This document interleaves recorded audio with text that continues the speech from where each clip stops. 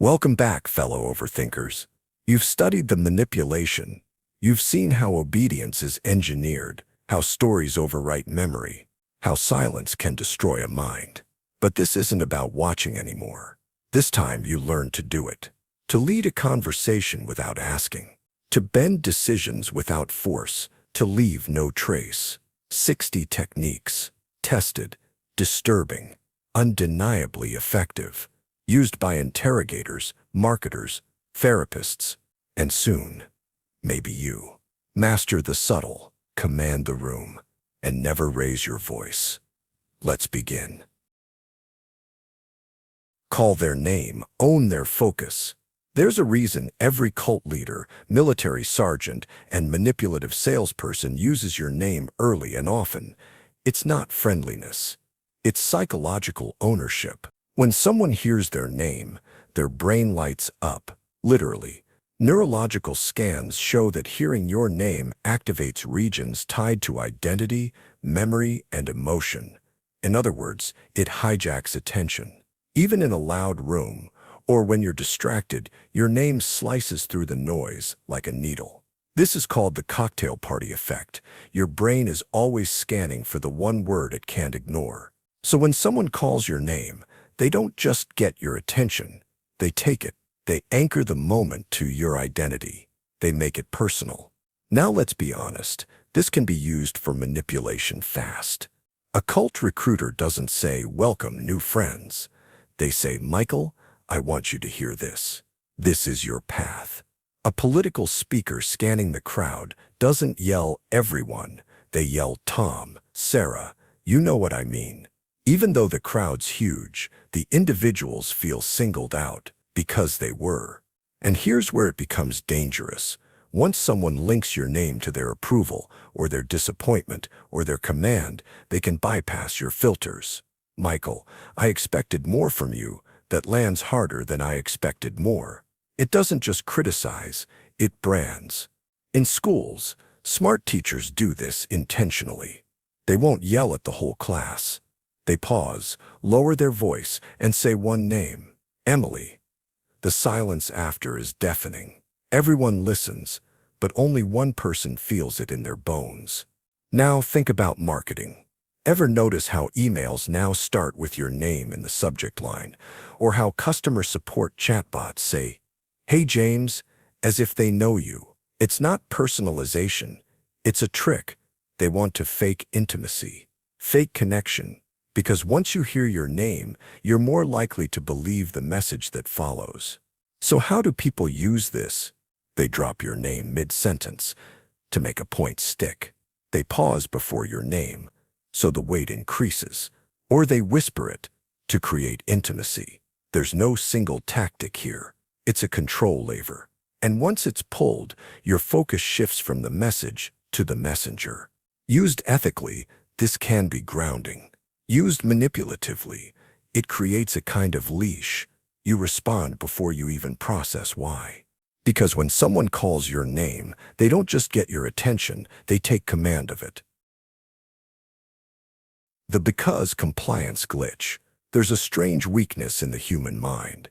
If someone gives us a reason, any reason, we're far more likely to comply, even when the reason makes no sense.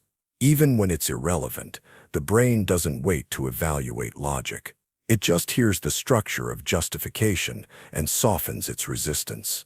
This phenomenon was made famous by a 1978 experiment at Harvard.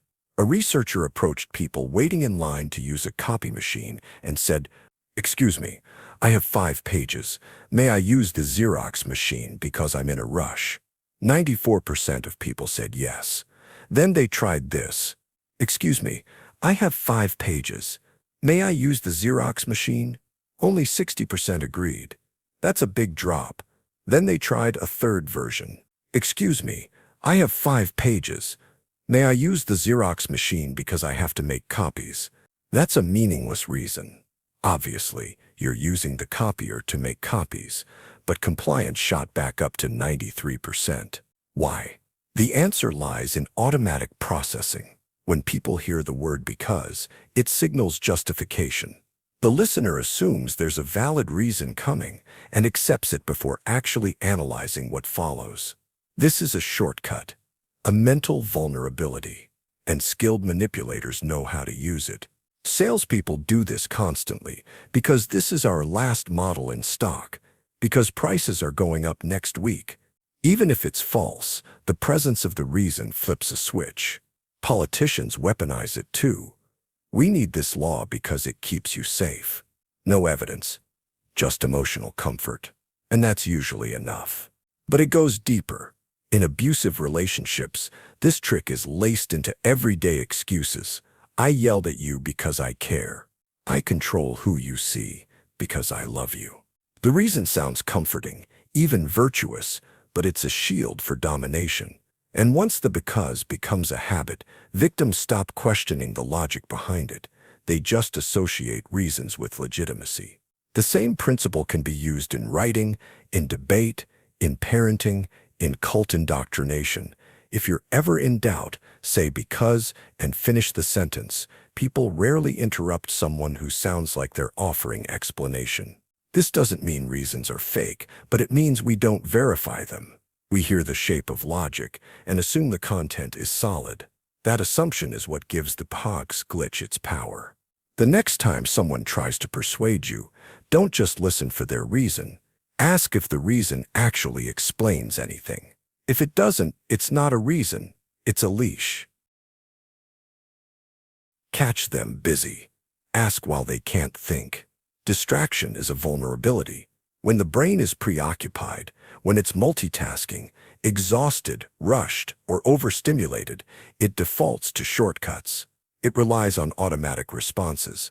And that's where manipulation sneaks in. In the 2006 airport study by researchers at Cornell, participants were asked to answer a short questionnaire either while waiting calmly in a terminal or while hurriedly checking their bags at a crowded security checkpoint. The same questions were asked, but participants under pressure gave dramatically more compliant, agreeable, and less thoughtful answers, even when those answers went against their earlier beliefs.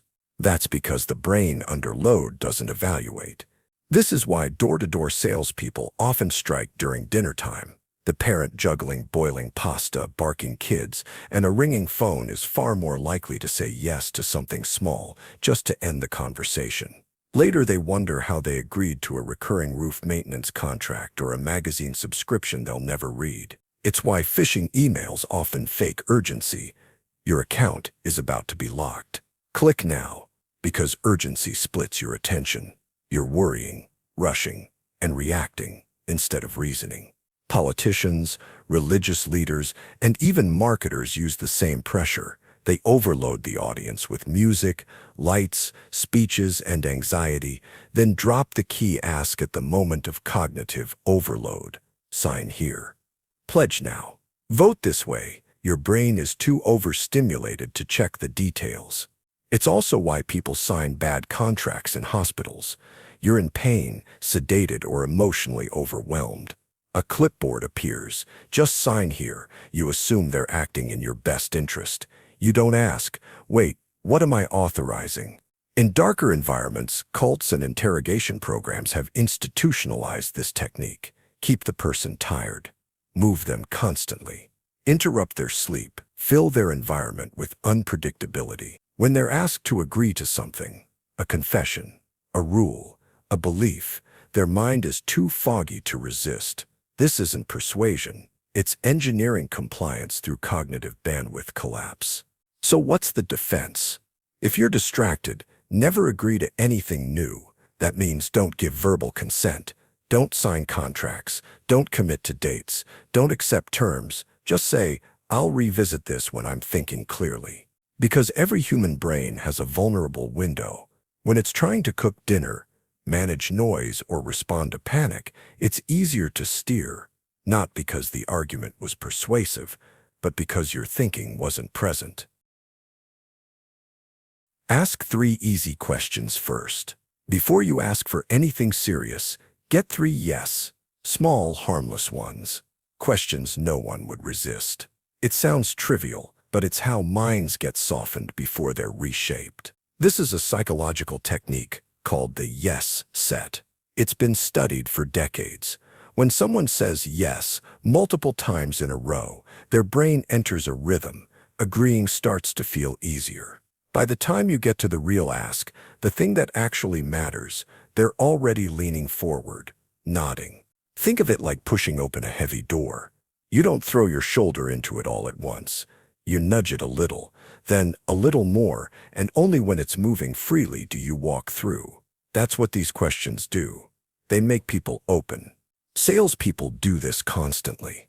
A car dealer won't ask, "Do you want to spend $30,000 today?" They'll start with, "You like this model? Comfortable seats. Looks great in black, doesn't it?" 3 quick yeses. Then, "Want to take it for a spin?" By that point, your resistance is already softened. You're in the pattern. Saying yes again feels natural. This works in relationships too. Suppose you're about to ask your partner for something that might cause tension, a favor, a compromise, even forgiveness. Don't jump into it cold. Ease them in. "Did you have a rough day? You want to relax tonight? Want me to grab something from the kitchen?" These are all easy yeses. They bring the temperature down. They make you feel aligned, and that changes how the bigger question lands. It doesn't even need to be verbal. Nods, smiles, gestures, anything that signals agreement can start this effect. A lawyer cross-examining a witness might begin with facts they can't possibly deny. "Your name is, you live at, you were present that night, correct?" All yeses. Then, bang, the real trap is laid. The pattern of agreement has already been set. You can use this to lead without pushing. Influence without pressure. When people feel like they're just agreeing with what they already know to be true, they don't realize how their momentum is being redirected. You've made them walk to the edge before showing them the step. But here's what makes this powerful. It feels natural. No one thinks they're being manipulated by questions that sound friendly. That's why it works so well. People say yes, thinking they're just being polite, unaware that their next answer might change everything. Say what they feel before they know it.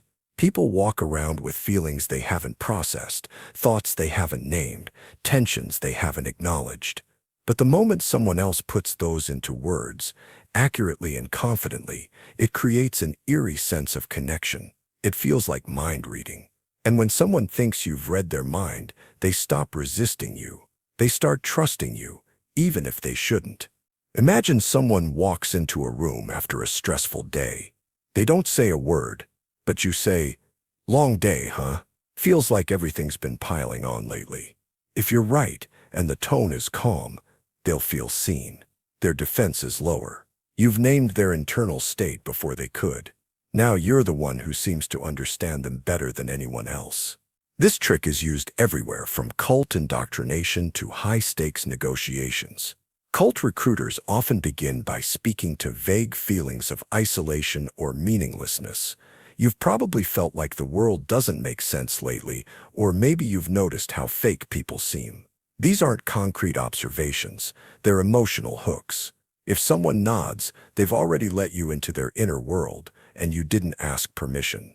The technique works especially well in moments of uncertainty. When people are unsure what to feel, they look for cues. If you confidently name the emotion, they'll often adopt it. It's why skilled interrogators don't wait for someone to confess guilt. They speak it first.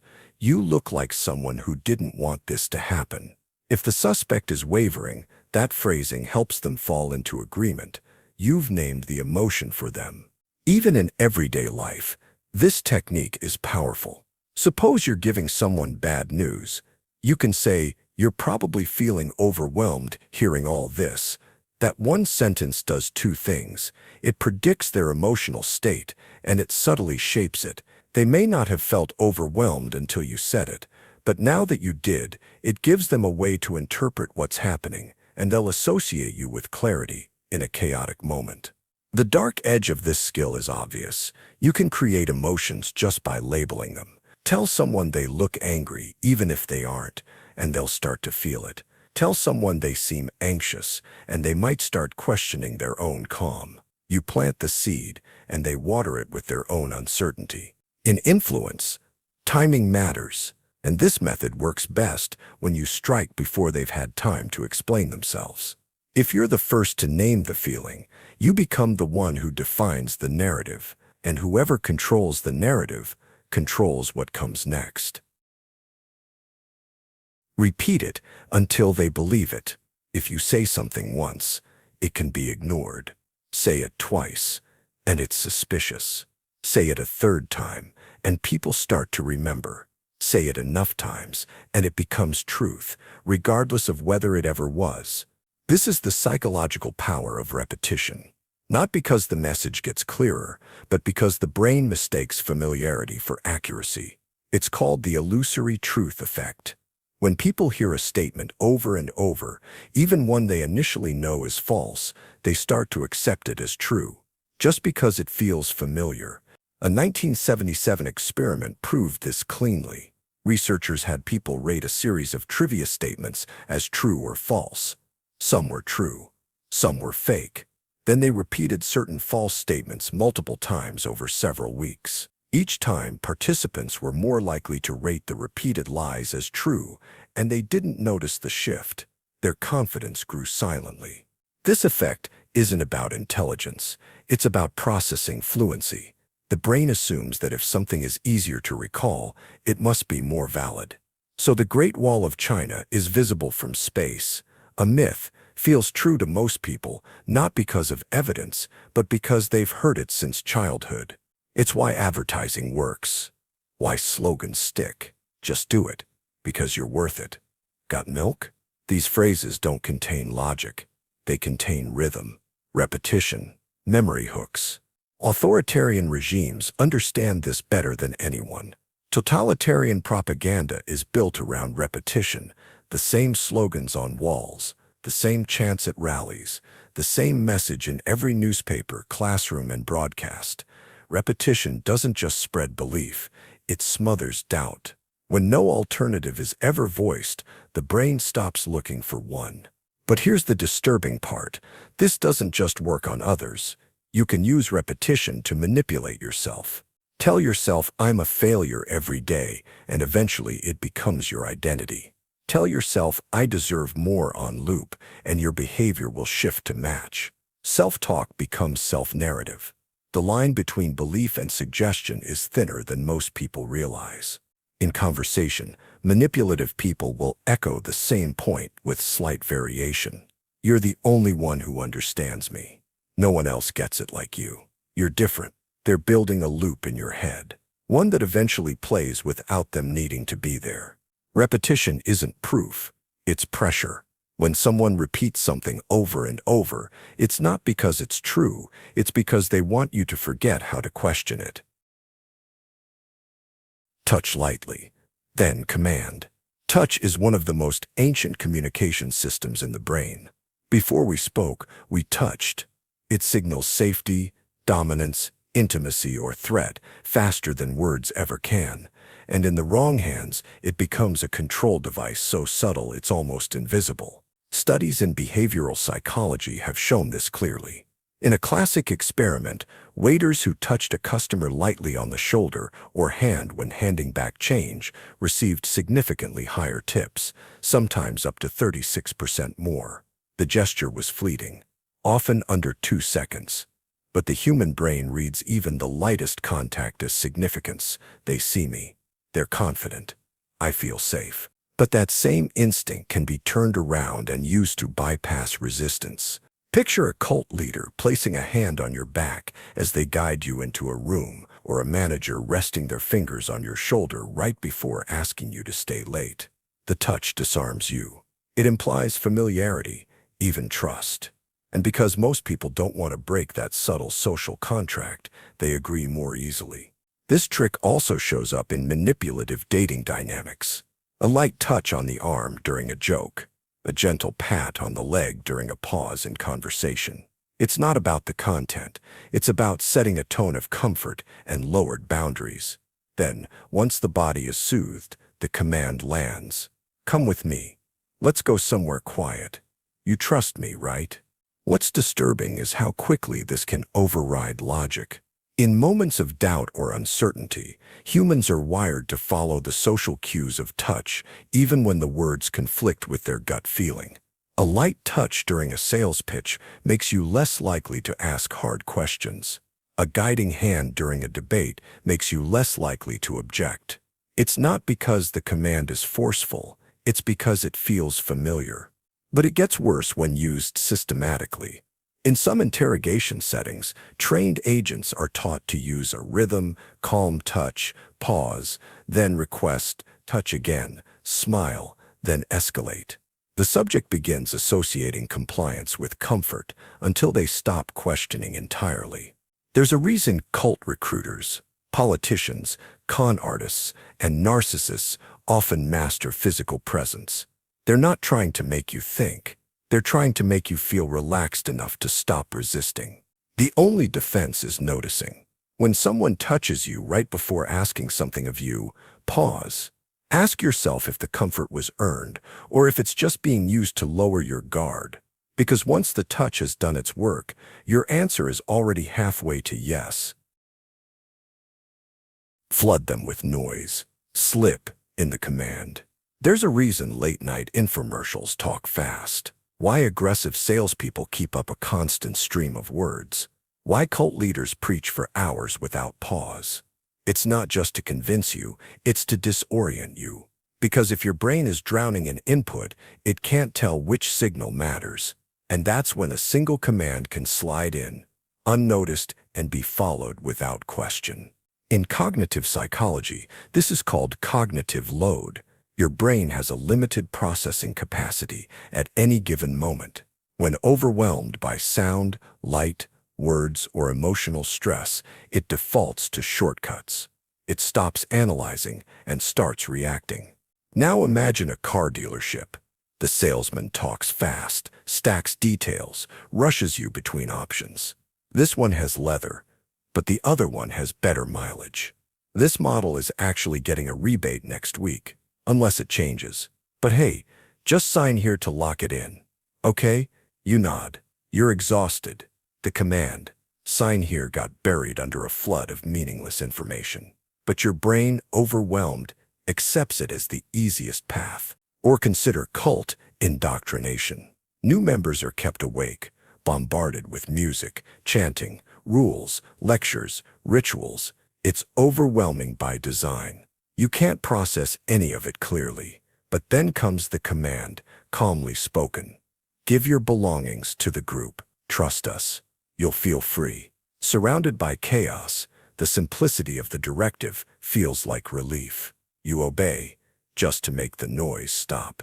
This method also appears in political speech. The loud, disorienting rallies, cheering, shouting, oversimplified slogans.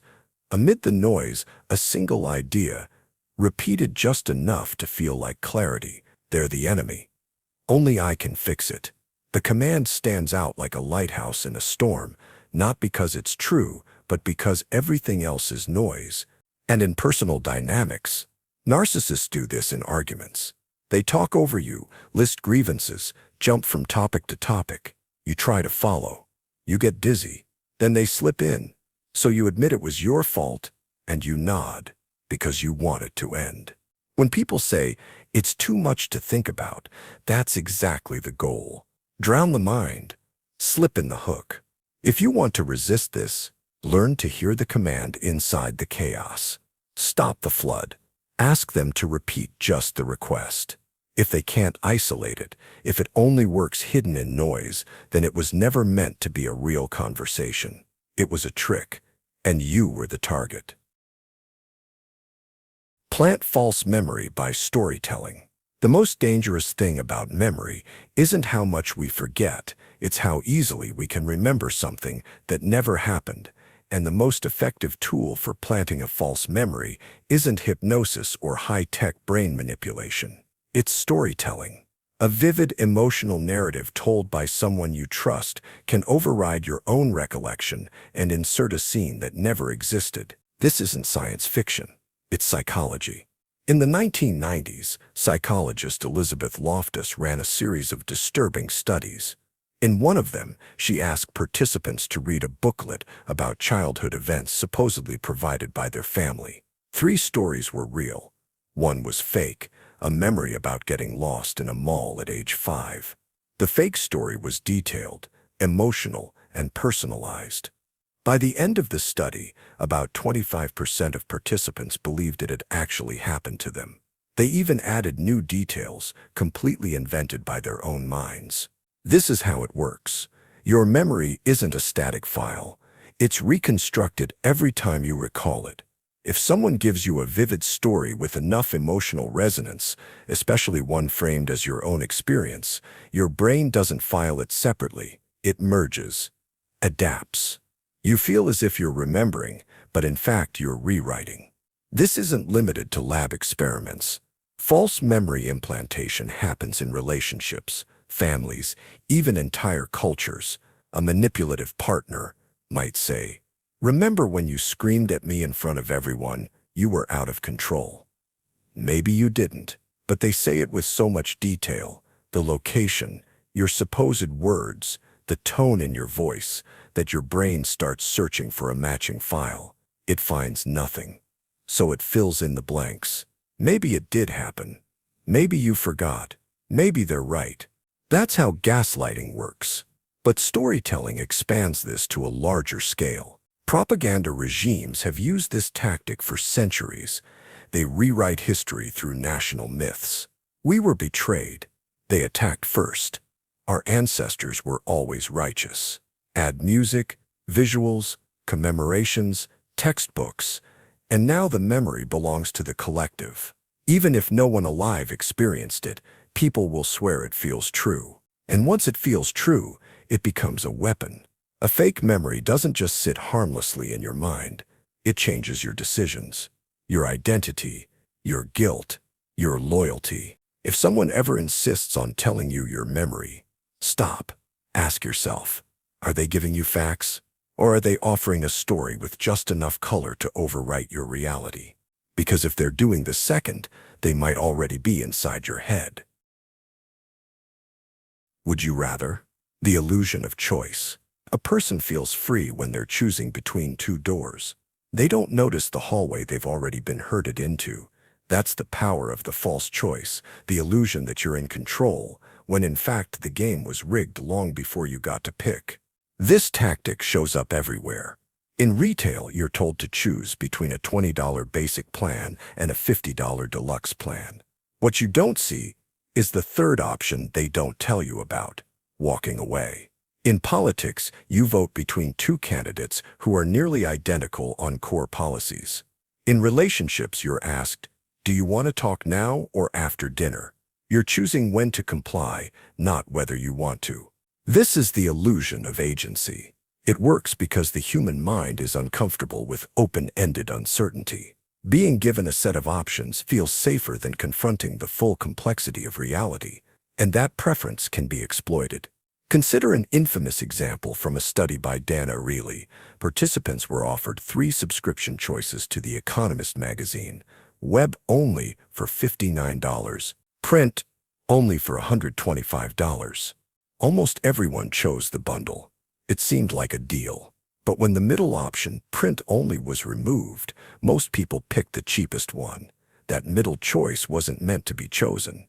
It was bait, designed to steer people into the right decision, the one the seller wanted. In psychological manipulation, the technique is more personal. An interrogator might say, "Would you rather tell me now or have the boss ask you later?" You weren't planning to confess at all, but suddenly your mind is solving a problem inside the frame they built. Parents do this with kids all the time. Do you want to brush your teeth before or after your pajamas? The child feels empowered. They're choosing. But the decision that matters, the requirement to brush, is already locked in. Now apply this to higher stakes settings. A nation at war offers its people a choice: support the military or be branded unpatriotic. A worker chooses between unpaid overtime or risking their job. These are structured dilemmas built to coerce under the mask of participation. So when someone gives you a decision to make, pause. Who created the options? What's missing from the list? Because often the real choice isn't between door A or door B. It's realizing you never had to walk down that hallway in the first place. Praise, then pause. How to own the room. If you want someone to lean in, praise them, then pause. It sounds disarmingly simple, but the psychology behind this tactic is one of the fastest ways to seize social control without ever appearing aggressive. Praise activates the brain's reward centers. A pause afterward creates uncertainty. That gap forces their attention back onto you, wondering what comes next. And in that moment, you own the frame. Here's why it works. Human beings are wired to seek approval and avoid ambiguity. When someone compliments us, "That was a brilliant point," we immediately light up. But when that praise is followed by silence, the mind scrambles. What does that mean? Was there more? Are they impressed or judging? The brain rushes to resolve the tension, and in that suspended moment, they're focused entirely on you. This technique is used everywhere from boardrooms to seduction. In job interviews, a savvy candidate might say to the interviewer, "That's a really thoughtful question." Then pause. The interviewer, unsure whether they're being complimented or evaluated, often leans in with curiosity or even insecurity. The balance has shifted. Or think of a performer addressing an audience. "You're sharper than I expected." Smile. Wait. The pause is pregnant with implications. It says, "I'm confident enough to let silence do the work." And in high-status dynamics, silence often communicates more than words. Historically, great manipulators knew this instinctively. Think of Steve Jobs. He was known for praising an idea in a meeting, then going quiet. The room would tense. Was it approval? Was it sarcasm? No one knew, so people pushed harder to earn that next word from him. Power isn't always loud. Sometimes it's just well-timed hesitation. This tactic becomes even more potent when combined with social calibration. You tailor the praise to what they want to be praised for: intelligence, style, insight, integrity. Say, "You actually seem more thoughtful than most." Then pause. Let them fill the space. Their desire to live up to that compliment will do the rest. But here's where it becomes a weapon. Once you train yourself to recognize this moment, the pause after praise, you can start using it to steer any interaction. People will wait for your approval. They'll try to close the silence. They'll unconsciously give up control just to hear the second half of the sentence that never came. If you're looking to build subtle authority, in a meeting, in a negotiation, in a date, in a crowd, try this. Compliment sincerely, then hold eye contact and stop talking. The silence will speak louder than anything else. Interrupt and validate, the disarm combo. Interrupting someone usually creates tension, but if you do it right, it creates control. There's a specific technique used in negotiations, therapy, and even cult indoctrination. Interrupt, then validate. Here's how it works. When someone is talking, especially if they're emotional, interrupting them does two things at once. First, it breaks their momentum. Second, it forces their attention onto you. But if you follow that interruption with validation, something that sounds like empathy or agreement, they let their guard down. And now you're driving the conversation. Let's take a basic example. Someone is ranting, complaining, explaining why they're upset. If you let them talk endlessly, you're at their mercy. You're reacting. But if you say, "Hold on, I get it. You're frustrated, and you're right to be," you've just taken control of the conversation. The interruption shifts the power. The validation disarms the resistance. And the result is that they now feel heard without finishing what they were going to say. That's the trick. You don't need to let someone talk until they've exhausted themselves. You need to interrupt at the right moment, give them a sense of being understood, and redirect. This is common in therapeutic settings. A client starts spiraling. The therapist interrupts, not rudely but firmly, and says, "Pause for a second. I hear how much this is affecting you. Let's slow it down." The client stops, breathes, listens. The momentum is broken, but the relationship is preserved. It's also used in sales and negotiation. When a prospect starts listing objections, a skilled closer will interrupt and say, "Look, I completely understand. I've had others feel the same way." And now the emotional energy is neutralized. The customer feels seen, but they're no longer holding the steering wheel. Even manipulators and abusers use this, often unconsciously. They interrupt with, okay, I know what you're saying. You're not wrong." And then they shift the narrative. They make themselves sound reasonable while still controlling the direction of the conversation. So how do you use this? Interrupt calmly. Don't snap.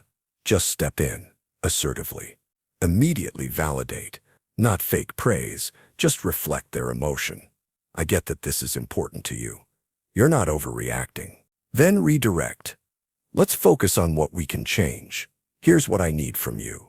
This works in arguments, meetings, performance reviews, even emotional conversations with people you care about, because most people only resist when they feel dismissed. If you interrupt without validation, you're rude. But if you validate without interrupting, you stay powerless. When you combine both, you take control and maintain connection. It's one of the cleanest power moves in human communication, and once you learn it, you'll use it everywhere. Label them to control them. You're so honest. One of the most invisible forms of control is the label. Say it once casually, and it can lodge in someone's identity like a splinter, hard to remove and constantly shaping behavior. When you tell someone you're so generous, you're doing more than complimenting them. You're assigning them a role. And once that role is accepted, people instinctively try to live up to it, especially if it's public, repeated, or comes with emotional stakes. The trick here is that the label doesn't have to be true. It only has to feel flattering or slightly aspirational. Imagine telling a colleague, "I know you're the kind of person who always finishes what they start." Maybe they aren't. But now, quitting would contradict the identity you handed them. Social friction kicks in. They want to stay consistent with the version of themselves that you acknowledged, or, more precisely, the one you subtly handed them as an expectation. This technique is used constantly in politics, sales, and manipulation. A politician might say to an audience, "People like you, honest, hard-working citizens, don't fall for easy lies." That's a compliment, a subtle challenge, and a trap. Because now to disagree with the politician would mean betraying the identity he's just assigned to you. Used in darker ways, this trick turns into soft coercion. A cult leader might say, "You've always been someone who sees through the illusions of the world." Now, if the follower starts questioning anything, they feel like they're violating a truth about themselves. The label becomes a prison. It works the other way too. Negative labels, even softly delivered, can shape behavior. A teacher who says, "You're always so impatient," might not realize they're reinforcing that trait. The student absorbs the role, starts playing into it. Over time, the identity becomes self-fulfilling. There's an infamous study from the 1960s known as the Rosenthal effect. Teachers were told certain students had shown exceptional potential, though these students were chosen at random. Within months, those students began to outperform others simply because they had been labeled gifted. The expectation shaped the teacher's behavior, which shaped the student's self-concept. So, if you're trying to persuade, influence, or manipulate, label wisely. Say something like, "You've always been someone who thinks critically," before presenting a controversial idea. It gives the listener an ego-based reason to stay open, to agree, to prove you right. But there's a deeper warning here too. The labels we accept, even the ones that seem positive, are often invisible handcuffs. You didn't choose them. They were handed to you, and now, without realizing it, you're spending your life trying to live up to someone else's story. Give something small. Now they owe you. This isn't generosity. It's debt engineering. When someone gives you something, even something trivial like a compliment, a glass of water, or a small favor, your brain reacts as if a scale has tilted. Reciprocity is one of the deepest rooted instincts in human social psychology. It's older than civilization. In tribal societies, it meant survival. If someone shared food with you, you remembered, you paid it back. And if you didn't, you were remembered too, as a liability, maybe even as a threat. Fast forward a few thousand years, and that same evolutionary reflex is being exploited in office meetings, dating apps, street scams, and political campaigns. The most famous demonstration of this was done by sociologist Philip Koons in 1974. He sent out 600 handwritten Christmas cards to total strangers. No explanation, just a photo of him and his family. And the result? Over 200 strangers wrote back. Many sent long, heartfelt letters because the card had created an imbalance, a gift with no clear reason. So the recipients created their own reason. Maybe they did know this guy. Maybe they should return the kindness. Reciprocity demanded it. In the hands of marketers, this becomes a weapon. You go to a store for a free sample, and suddenly you feel strangely obligated to buy the product. You didn't ask for the sample, but it felt personal. So now you feel like you owe them something.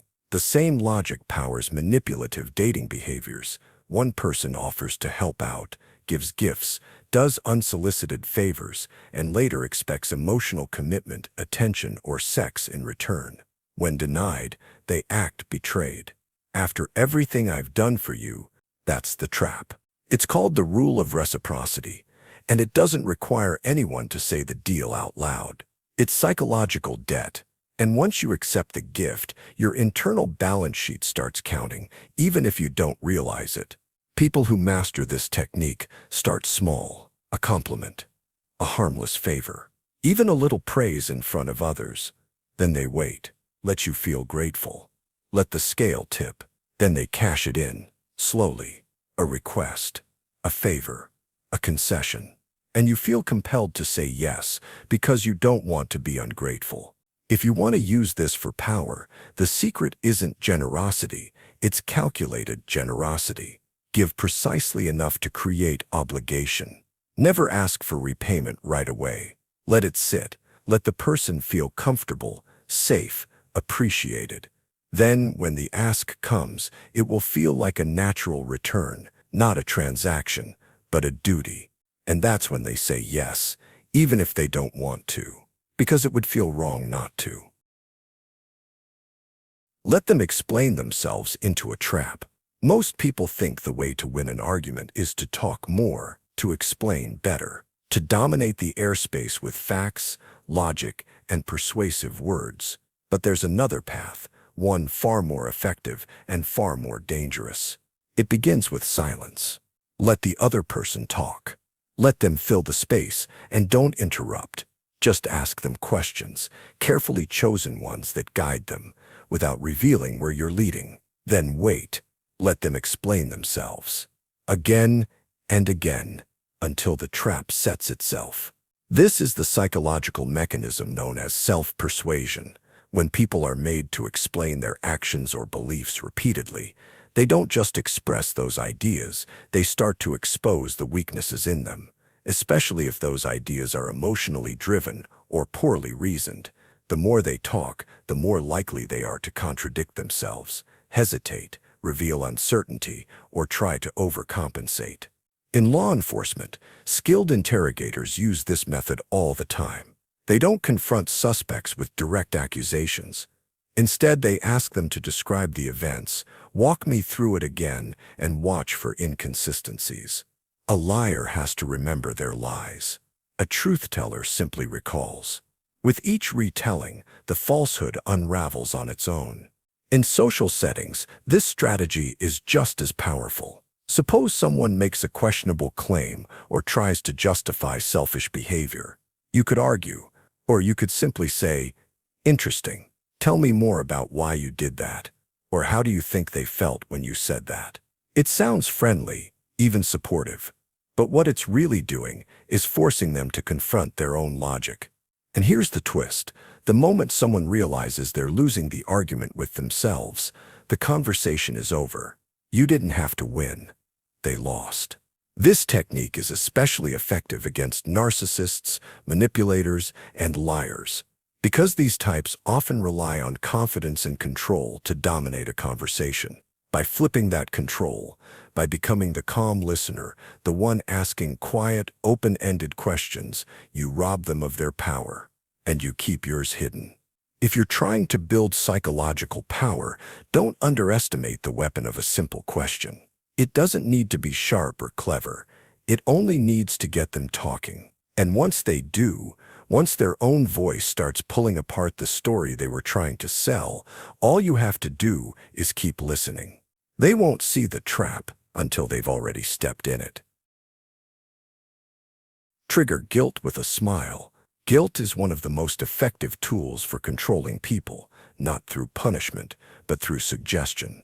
The goal isn't to make someone feel attacked, it's to make them feel responsible, quietly, internally, voluntarily. And the most effective way to do it? You don't accuse, you smile. Here's how it works. Guilt relies on a self-image gap.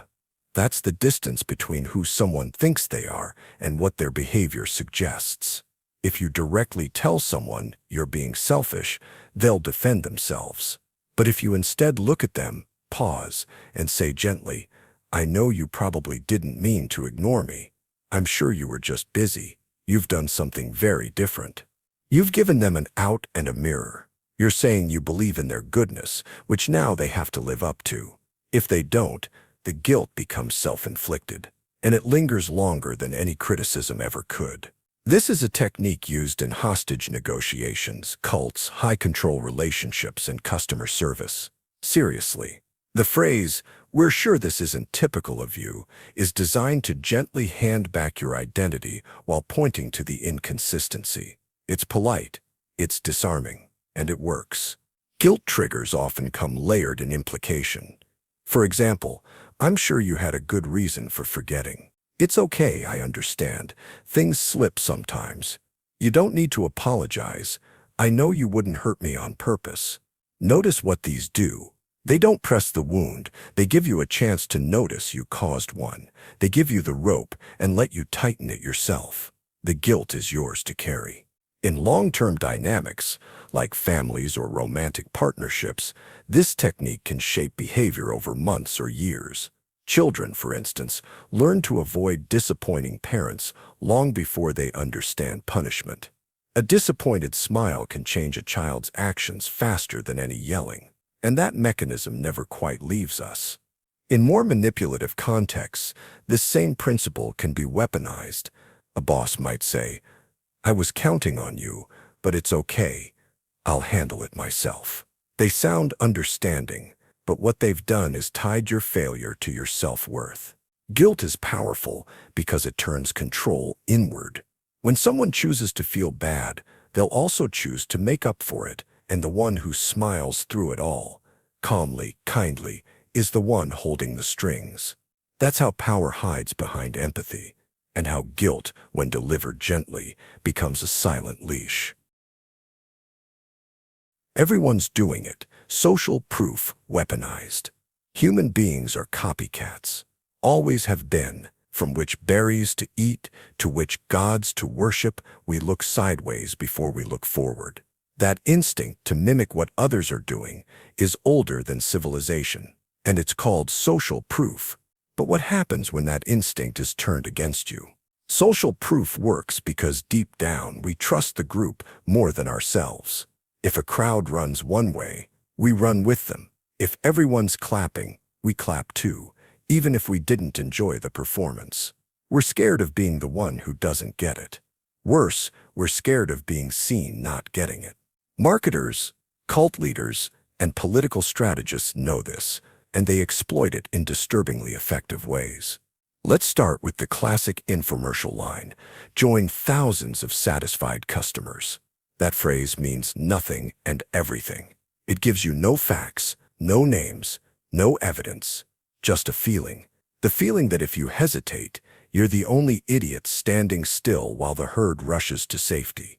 Ever seen fake applause signs in TV studios?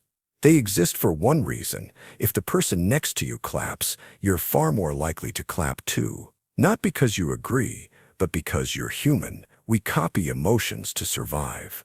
Laughter tracks, applause lights, five-star review stickers, all whisper the same thing. You don't have to think, just follow. In cults, this tactic becomes spiritual law. New members are shown how happy and transformed the group is. They hear testimonies, see rituals. They feel like they're the last person in the room to get it. That pressure, that fear of being left out of the enlightenment, breaks down doubt faster than logic ever could.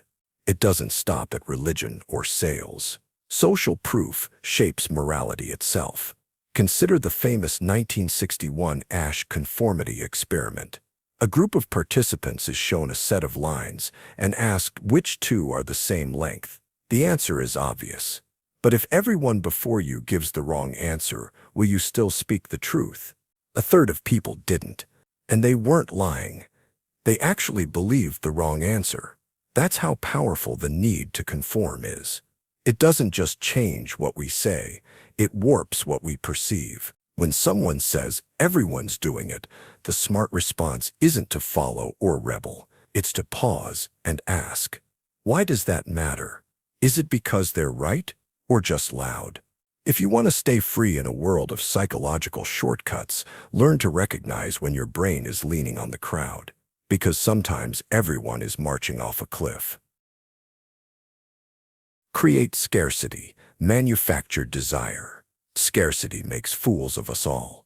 It doesn't matter if the object is useless, overpriced, or even a lie. If we're told it's running out, we want it more. And when that desire is manipulated deliberately, it becomes one of the most powerful tools of control. Scarcity doesn't just shape economic behavior, it rewires perception, urgency, and even moral judgment. A child who doesn't care about a toy will cry for it the moment another child picks it up. Adults do the same, only the toys are cars, careers, partners, ideologies. You see it in marketing every day. Only 3 seats left. Flash sale ending in 2 hours. Limited edition, never coming back. These tricks don't inform you. They pressure you. You're not asked to weigh the product's value. You're cornered into fearing that someone else might get it before you. It's not about the thing. It's about you losing the thing. In the infamous cookie jar study by Wurchel Lee and Aduol, participants were asked to rate identical cookies, but one jar had 10 cookies, the other had only 2. The cookies were the same, but people consistently rated the ones in the almost empty jar as more desirable, just because there were fewer of them. This wasn't a food preference, it was a psychological illusion.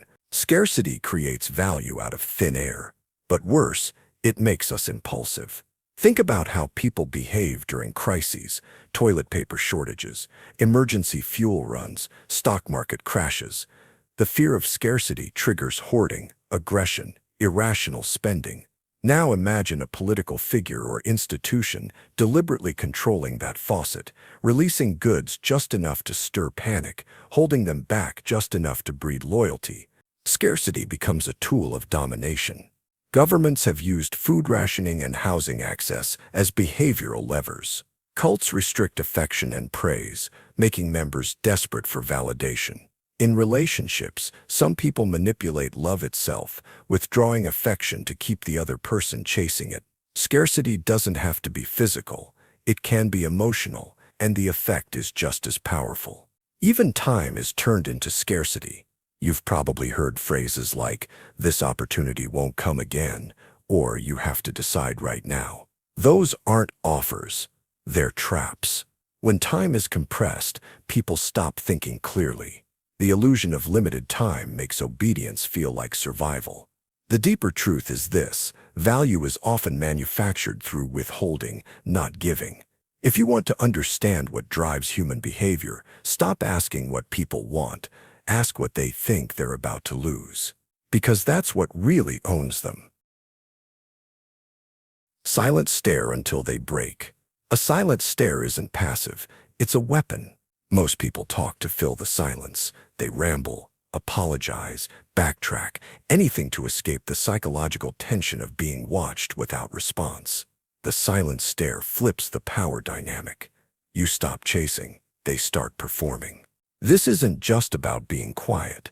It's about holding a gaze with complete presence, no blinking, no smiling, no reassurance. You project that you're waiting for something, even if you haven't said a word. That pause. It makes them feel like they've missed a step, said too much, or about to be judged, and they will move to fix that feeling by confessing, over-explaining, or surrendering control of the conversation entirely. Interrogators know this. They're trained to embrace silence as a psychological lever. In countless documented police interviews, suspects begin speaking again, even after invoking their right to remain silent, simply because the room stays still. The detective leans in, says nothing, and just watches. And the human mind, in that unbearable vacuum, invents its own punishment. Parents use this intuitively. A disappointed parent locking eyes with their child and saying absolutely nothing can land harder than any punishment. That silent stare communicates 1,000 judgments at once: disappointment, confusion, quiet fury, all without a single word. It lets the target fill in the blanks, often imagining something far worse than anything actually said aloud. But in more calculated environments, negotiation, manipulation, even cult dynamics, the silent stare becomes a test. Who will break first? Who needs approval more? Who will move to fill the discomfort? Whoever breaks the silence usually cedes control. Imagine you're in a business meeting, pitching an idea. The other person listens, says nothing, and just stares. You feel the urge to justify more, add details, soften your tone. That instinct. It's already cost you leverage. You've assumed that their silence is disapproval, when it might simply be a tactic. Or imagine a romantic conflict. One partner goes silent and watches. The other starts pleading, apologizing, overcompensating. The quiet one didn't ask for anything, but they got everything they wanted. The silent stare works because silence is active. It forces the other person to react to your stillness, to reflect on what they just said, to doubt themselves. And if you're the one holding the silence, you don't need to argue. You just let them argue with themselves. Power doesn't always speak. Sometimes it just watches until the other person breaks. Apologize first, then take control. Apologies disarm people, especially when they arrive before the accusation. Most people are conditioned to interpret an apology as submission. They think it means you've surrendered. But used strategically, an apology can be a Trojan horse, one that lets you inside their mind without resistance. Start with this. People brace themselves when they're about to confront someone. They rehearse their lines. They anticipate excuses. They prepare for a fight. And then you say, "I'm sorry. You're right." Immediately, their momentum collapses. The anger they've been building has nowhere to go. The defensive posture weakens, and now they're exposed, vulnerable, open. This doesn't mean you're giving up power. In fact, you're taking the upper hand. You're controlling the emotional tone. You're setting the frame. Imagine a corporate leader walks into a hostile room after a failed product launch. The team expects blame shifting. Instead, she says, "This one's on me. I underestimated the risk. That's my responsibility." Now, instead of attacking her, the team feels a mix of relief and respect. But here's the pivot. Once that respect is earned, she adds, "That said, we now need a team that's ready to move." And that starts now. The power returns to her instantly because the apology neutralized resistance. Or in personal relationships, two people are fighting. One says, "I messed up. I should have been more present last night. You deserved better." The other partner softens. The edge disappears. And that's when the first person calmly introduces their own point. But I also want to talk about how we handle conflict in general, because I think the way you raised it hurt too. They've seized the emotional center while still appearing sincere. Apologies like this aren't about deception. They're about pacing. You acknowledge the emotional truth first, before asserting your logic. You make the other person feel seen before you ask to be heard. This tactic works because it flips the dynamic. The accuser becomes the forgiver, and the one who surrenders takes the lead. It's the same strategy politicians use in damage control admit error, then reframe the narrative. It's why so many public apologies end with a confident pivot. Now let's focus on what matters. Psychologically, an apology reduces tension, but more importantly, it creates a moment of silence, a gap in the emotional rhythm, and whoever fills that gap first tends to control what happens next. So you don't apologize to give up power. You apologize to create space. And then, in that silence, you steer. Overcompliment, then correct. There's a strange power in flattery, especially when it's done too well. A compliment that feels just a little too generous does something unexpected. It puts the recipient off balance. They feel seen, but also slightly exposed. They wonder if they deserve it, and that doubt makes them open to correction. This tactic has a long history in manipulation. In political courts, flattery wasn't always about praise. It was bait. A courtier would say, "Your insight is unmatched. My king few could ever grasp matters of strategy as quickly." And then, immediately after, they'd offer advice, which is why I humbly suggest reconsidering the siege plan. I believe you already sense the risk. The compliment clears the path for correction. The ego is massaged, softened, and the message gets through. But this isn't just for kings. You see it in classrooms, too. A skilled teacher might say to a struggling student, "You're one of the sharpest thinkers in this class. Your mind jumps to connections most others miss." And then that's why I think this last essay doesn't reflect what you're truly capable of. Let's fix that. The compliment wasn't a reward.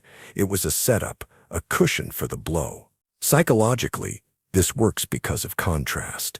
If you start with criticism, walls go up. But if you start with admiration, the person becomes receptive.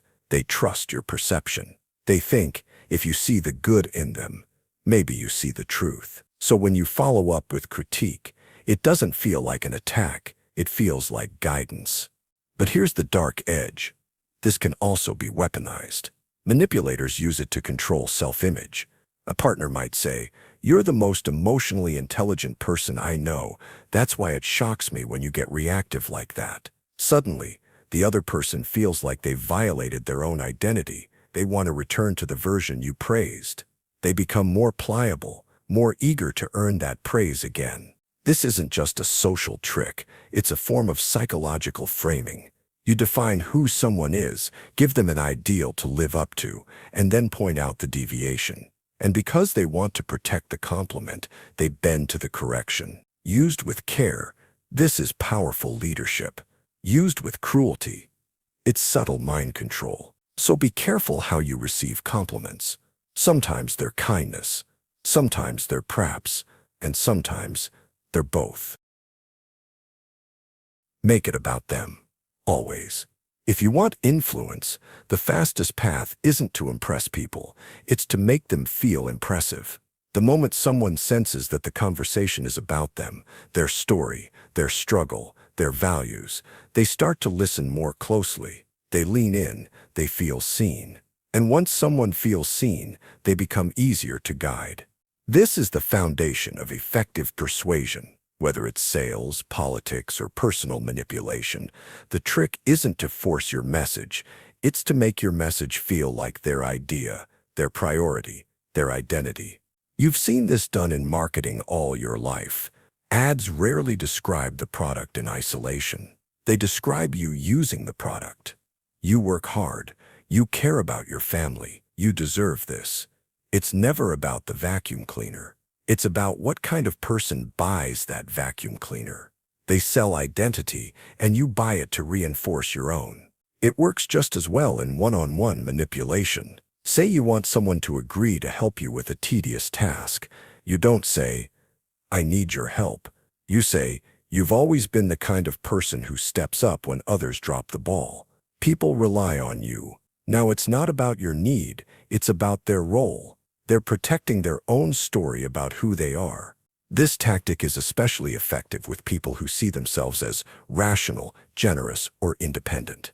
All you have to do is wrap your request in the narrative of those traits. I know you think for yourself. That's why I'm curious how you see this issue. Most people just go along with the crowd. You've made it about them. You've made agreement feel like authenticity. The same principle works in arguments. If you want someone to change their mind, don't attack their belief. Find the value behind it and affirm that instead. If they're clinging to a harsh opinion out of fear, say, "I know you care deeply about safety. That's exactly why I think this other option is stronger. It actually protects people better." Now you're on their side. You're helping them become more of who they think they are, not less. Making it about them doesn't mean you lie. It means you frame the message through their identity. And once you learn how to do that, even resistance starts to feel like agreement in disguise. The disturbing part is how easy it is to fall for. Most people are so desperate to protect their sense of self that they'll agree with anything, as long as it feels like their idea. Disagree. Gently. Then redirect. Disagreement doesn't have to feel like conflict. If you design it correctly, it can feel like connection. The most effective way to change someone's mind is to appear to agree with them just long enough to make them relax. Then, once their defenses are down, you quietly reroute the conversation, not by confrontation, but by redirection. This technique is ancient. The Greek sophist Protagoras taught a version of it in rhetoric: concede the first point, even flatter it, then twist the path. Politicians use it constantly. "I hear your concern, and I agree this issue matters deeply. That's why I believe we need to." They validate the audience first. Only then do they pivot. It works because humans are biologically wired to respond to agreement with trust. We evolved in small groups where survival depended on social cohesion. When someone agrees with us, we interpret that as loyalty. When someone disagrees, even gently, it registers as threat. So the key is this: avoid triggering threat. Mirror, validate, then shift. Imagine a colleague says, "This new policy is a disaster. It's going to destroy morale." The instinctive response might be to argue back, but a more powerful move would be to begin with, "You're right. Sudden changes can be exhausting. I've felt that too." Now they're nodding. They feel understood. You've joined their emotional space. That's when you pivot. "But I've been wondering, what if this actually gives us a chance to reset some of the things that weren't working before?" You didn't reject their view. You redirected it. Psychologists studying motivational interviewing, a technique used in addiction counseling, have found that direct confrontation often strengthens resistance, but reflective listening paired with subtle redirection. That's how people talk themselves into change. You give them room to save face. They feel the shift came from within. This approach is just as useful in personal relationships. Suppose your partner says, "You never listen to me." The wrong response is to say, "That's not true." The better move is, "It sounds like I've been missing what's important to you. I don't want that." Then once the emotional charge lowers, you can explore the misunderstanding together. You didn't win. You created space for both of you to move. The disturbing power of this technique lies in its stealth. People don't notice they've been redirected. They feel like they reached a better conclusion all on their own, which is exactly why it works. You don't overpower their ego. You let them keep it and guide it somewhere else. Trigger their expert bias. Speak like it's obvious. When someone thinks they're smart, the fastest way to control them is to feed that belief. And one of the most effective tricks to do it: speak like the conclusion is already obvious, as if anyone with intelligence should already agree. This technique isn't just about confidence. It's about triggering what psychologists call the illusion of explanatory depth, the tendency of people to believe they understand things better than they actually do. Here's the trick. Instead of laying out a long argument or making a formal pitch, you frame your message as a shared assumption. You talk as if the facts are already settled. As if you and the listener are just two smart people, standing together on the outside looking in at everyone else who still doesn't get it. Politicians do this constantly. Instead of arguing that something needs to change, they say, "Everyone knows the system is broken." That's not a data point. It's a social alignment cue. It says, "You're smart. You've seen through the lies. You're already on my side. In marketing, this bias gets exploited with phrases like, "Of course you've noticed," or "Obviously, the problem with most solutions is," these aren't questions. They're traps. Because when a speaker assumes you agree and you don't interrupt, your brain often fills in the gap with agreement after the fact. This is especially powerful when talking to someone who believes they're experienced, educated, or insightful. Their ego depends on being the kind of person who already knows, so they'll often go along with your frame just to protect that image, especially in front of others. An infamous example of this comes from the early 2000s, when a U.S. defense official described foreign policy failures by saying, "We know there are known knowns, known unknowns, and unknown unknowns." It sounded profound, though it was essentially tautological. But it sounded like expert reasoning, so people nodded. Because challenging it felt like admitting you didn't understand. This tactic can also be weaponized in everyday arguments. Instead of debating whether your approach is valid, you might say, "Everyone who's dealt with this kind of thing knows you have to act fast." Now, if the other person disagrees, they risk implying they're not experienced. Their silence, their hesitation, it becomes consent. The darker insight here is this: the more intelligent or competent someone believes themselves to be, the more vulnerable they are to this trick, because the fear of looking uninformed often outweighs the desire to be correct. Speak with the rhythm of authority. Frame your insight like shared wisdom, and you'll be amazed how quickly people choose to agree to protect the idea that they already did. Create urgency without deadlines. Deadlines are easy to ignore. What truly drives urgency is the fear that a moment, not a date, might pass and never return. If you want someone to act, don't give them a countdown. Give them the sense that they're standing in a window that's already halfway shut. Psychologists call this temporal scarcity.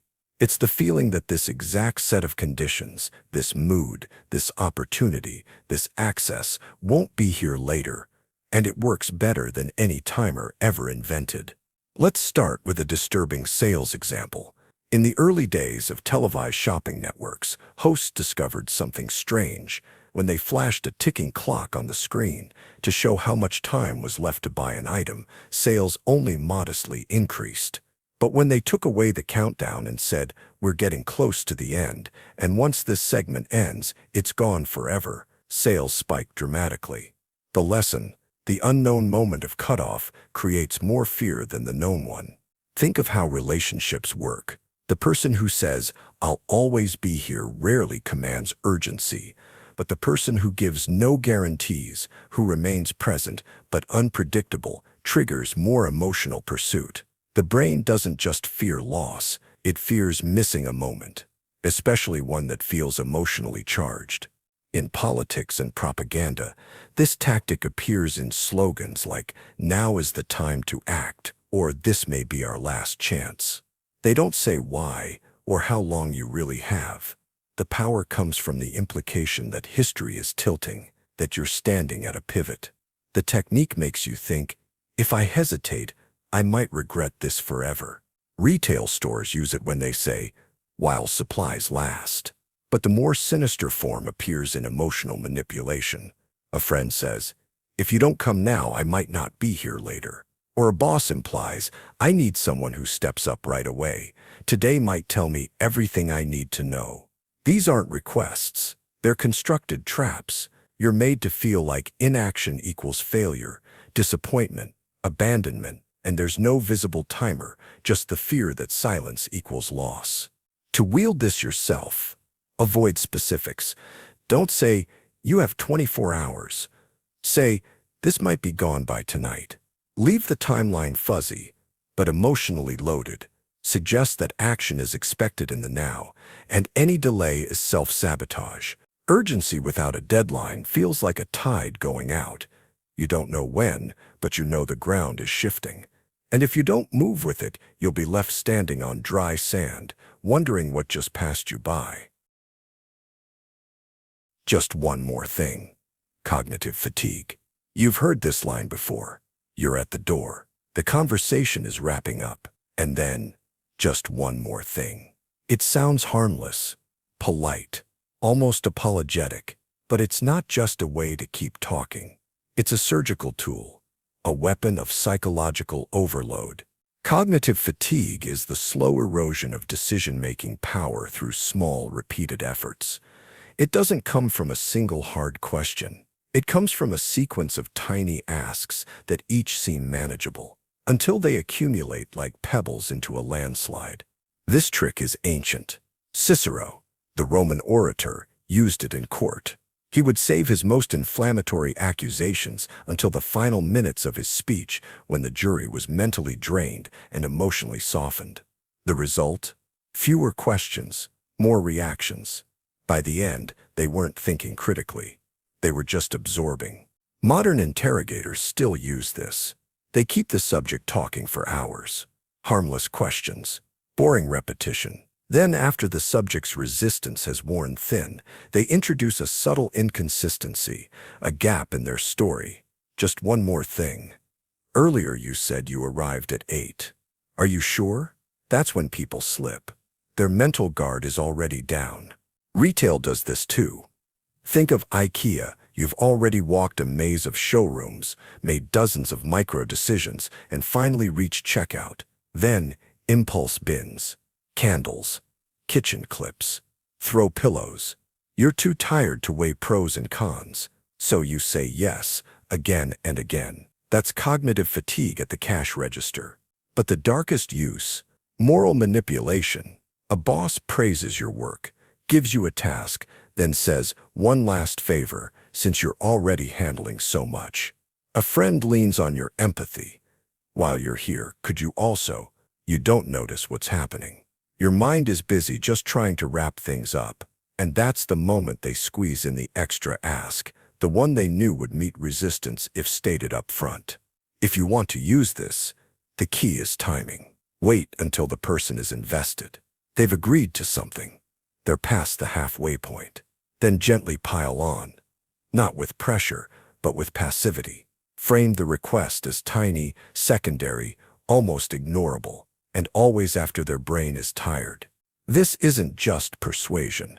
It's infiltration. You're not kicking the door down. You're walking in right after they've opened it and started turning away. And by the time they realize the weight of what they've agreed to, the moment has already passed. Speak in their vocabulary. Steal their mind. Language isn't just how we communicate, it's how we think. The words people use reflect how they see the world, their fears, their status, their desires.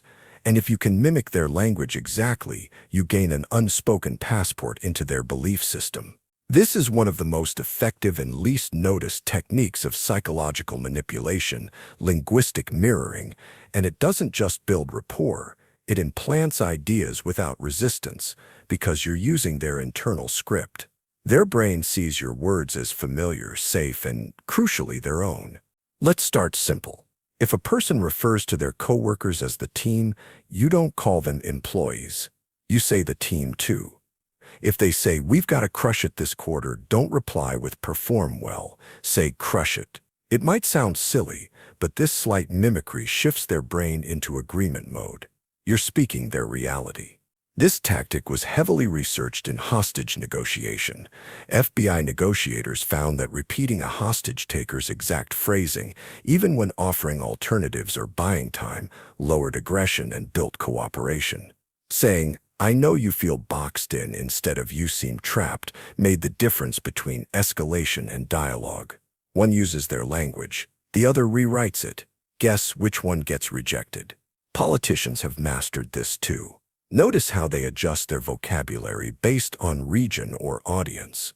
In urban centers, they use policy terms. In small towns, they say real families or hardworking folks. This isn't coincidence. It's targeting. It tells each audience, I speak like you, so I understand you. But it goes deeper. When you adopt someone's vocabulary, you're subtly reshaping what they think is possible. A manager who says, let's optimize, won't flinch when you say, we need to remove dead weight to optimize further. The word remove, would feel harsh on its own. But inside their chosen frame, it sounds efficient.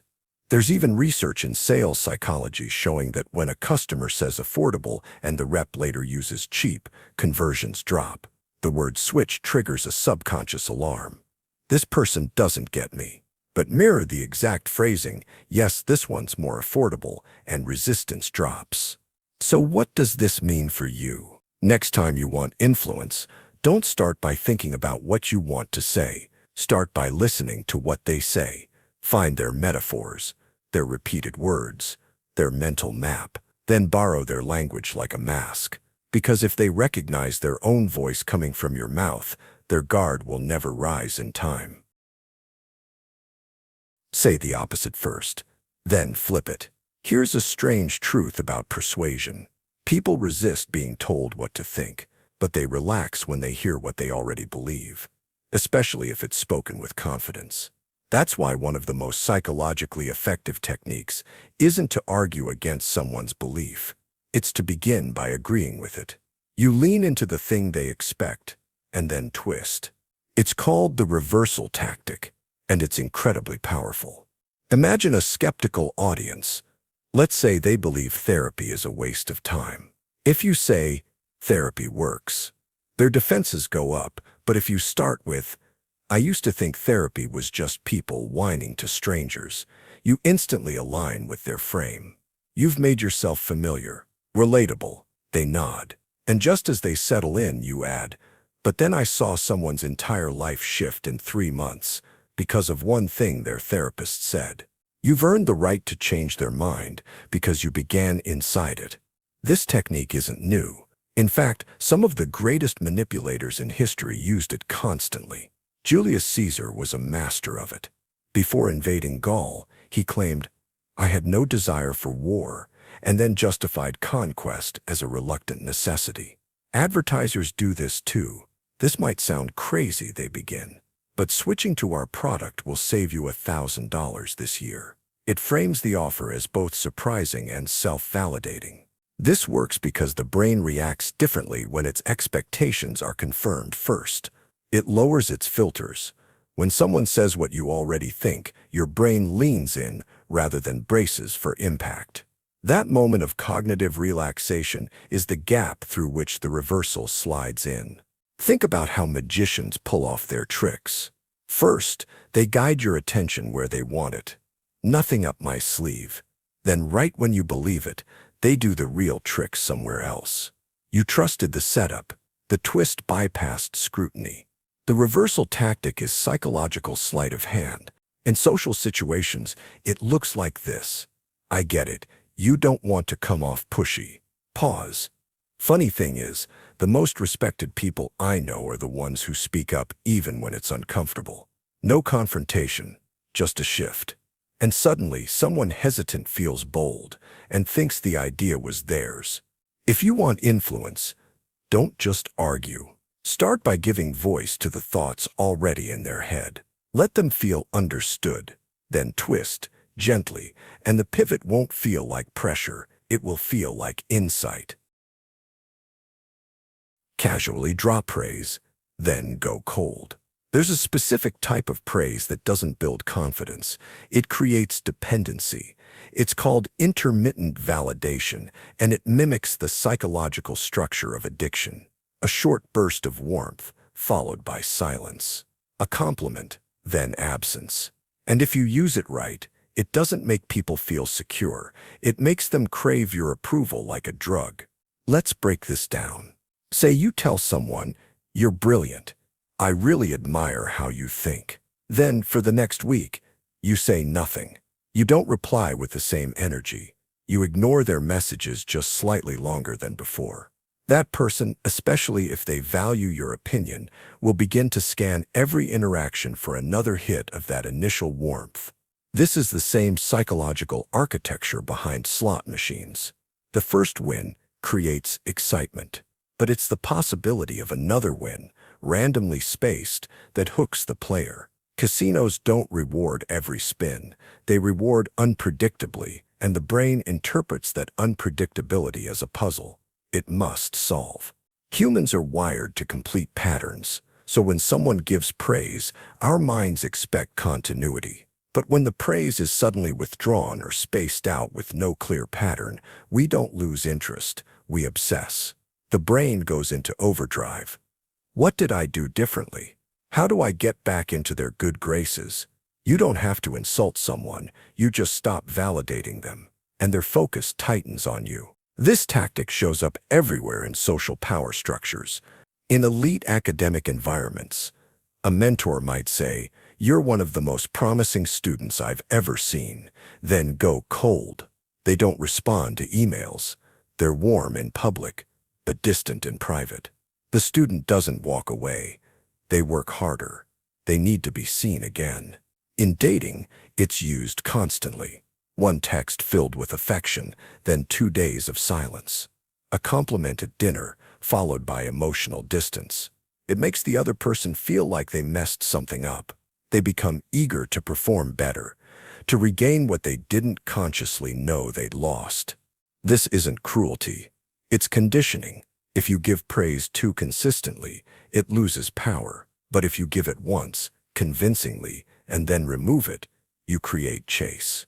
The disturbing part, it works best on people with already high self-awareness. They think they're immune to manipulation, so they rationalize their own pursuit. I just want to know where I stand. Maybe I misread the tone, or I should prove myself more clearly. You've already won. Because the most powerful praise is the one they're still trying to earn. Control their environment. Control their mind. You don't need to change someone's thoughts directly to influence them. You just need to shape the space they move through. The environment, physical, social, digital, is the silent persuader. It nudges decisions, limits awareness, and filters options before a person even realizes they're choosing. It's why casinos pump in extra oxygen and eliminate clocks. They don't need to force you to stay.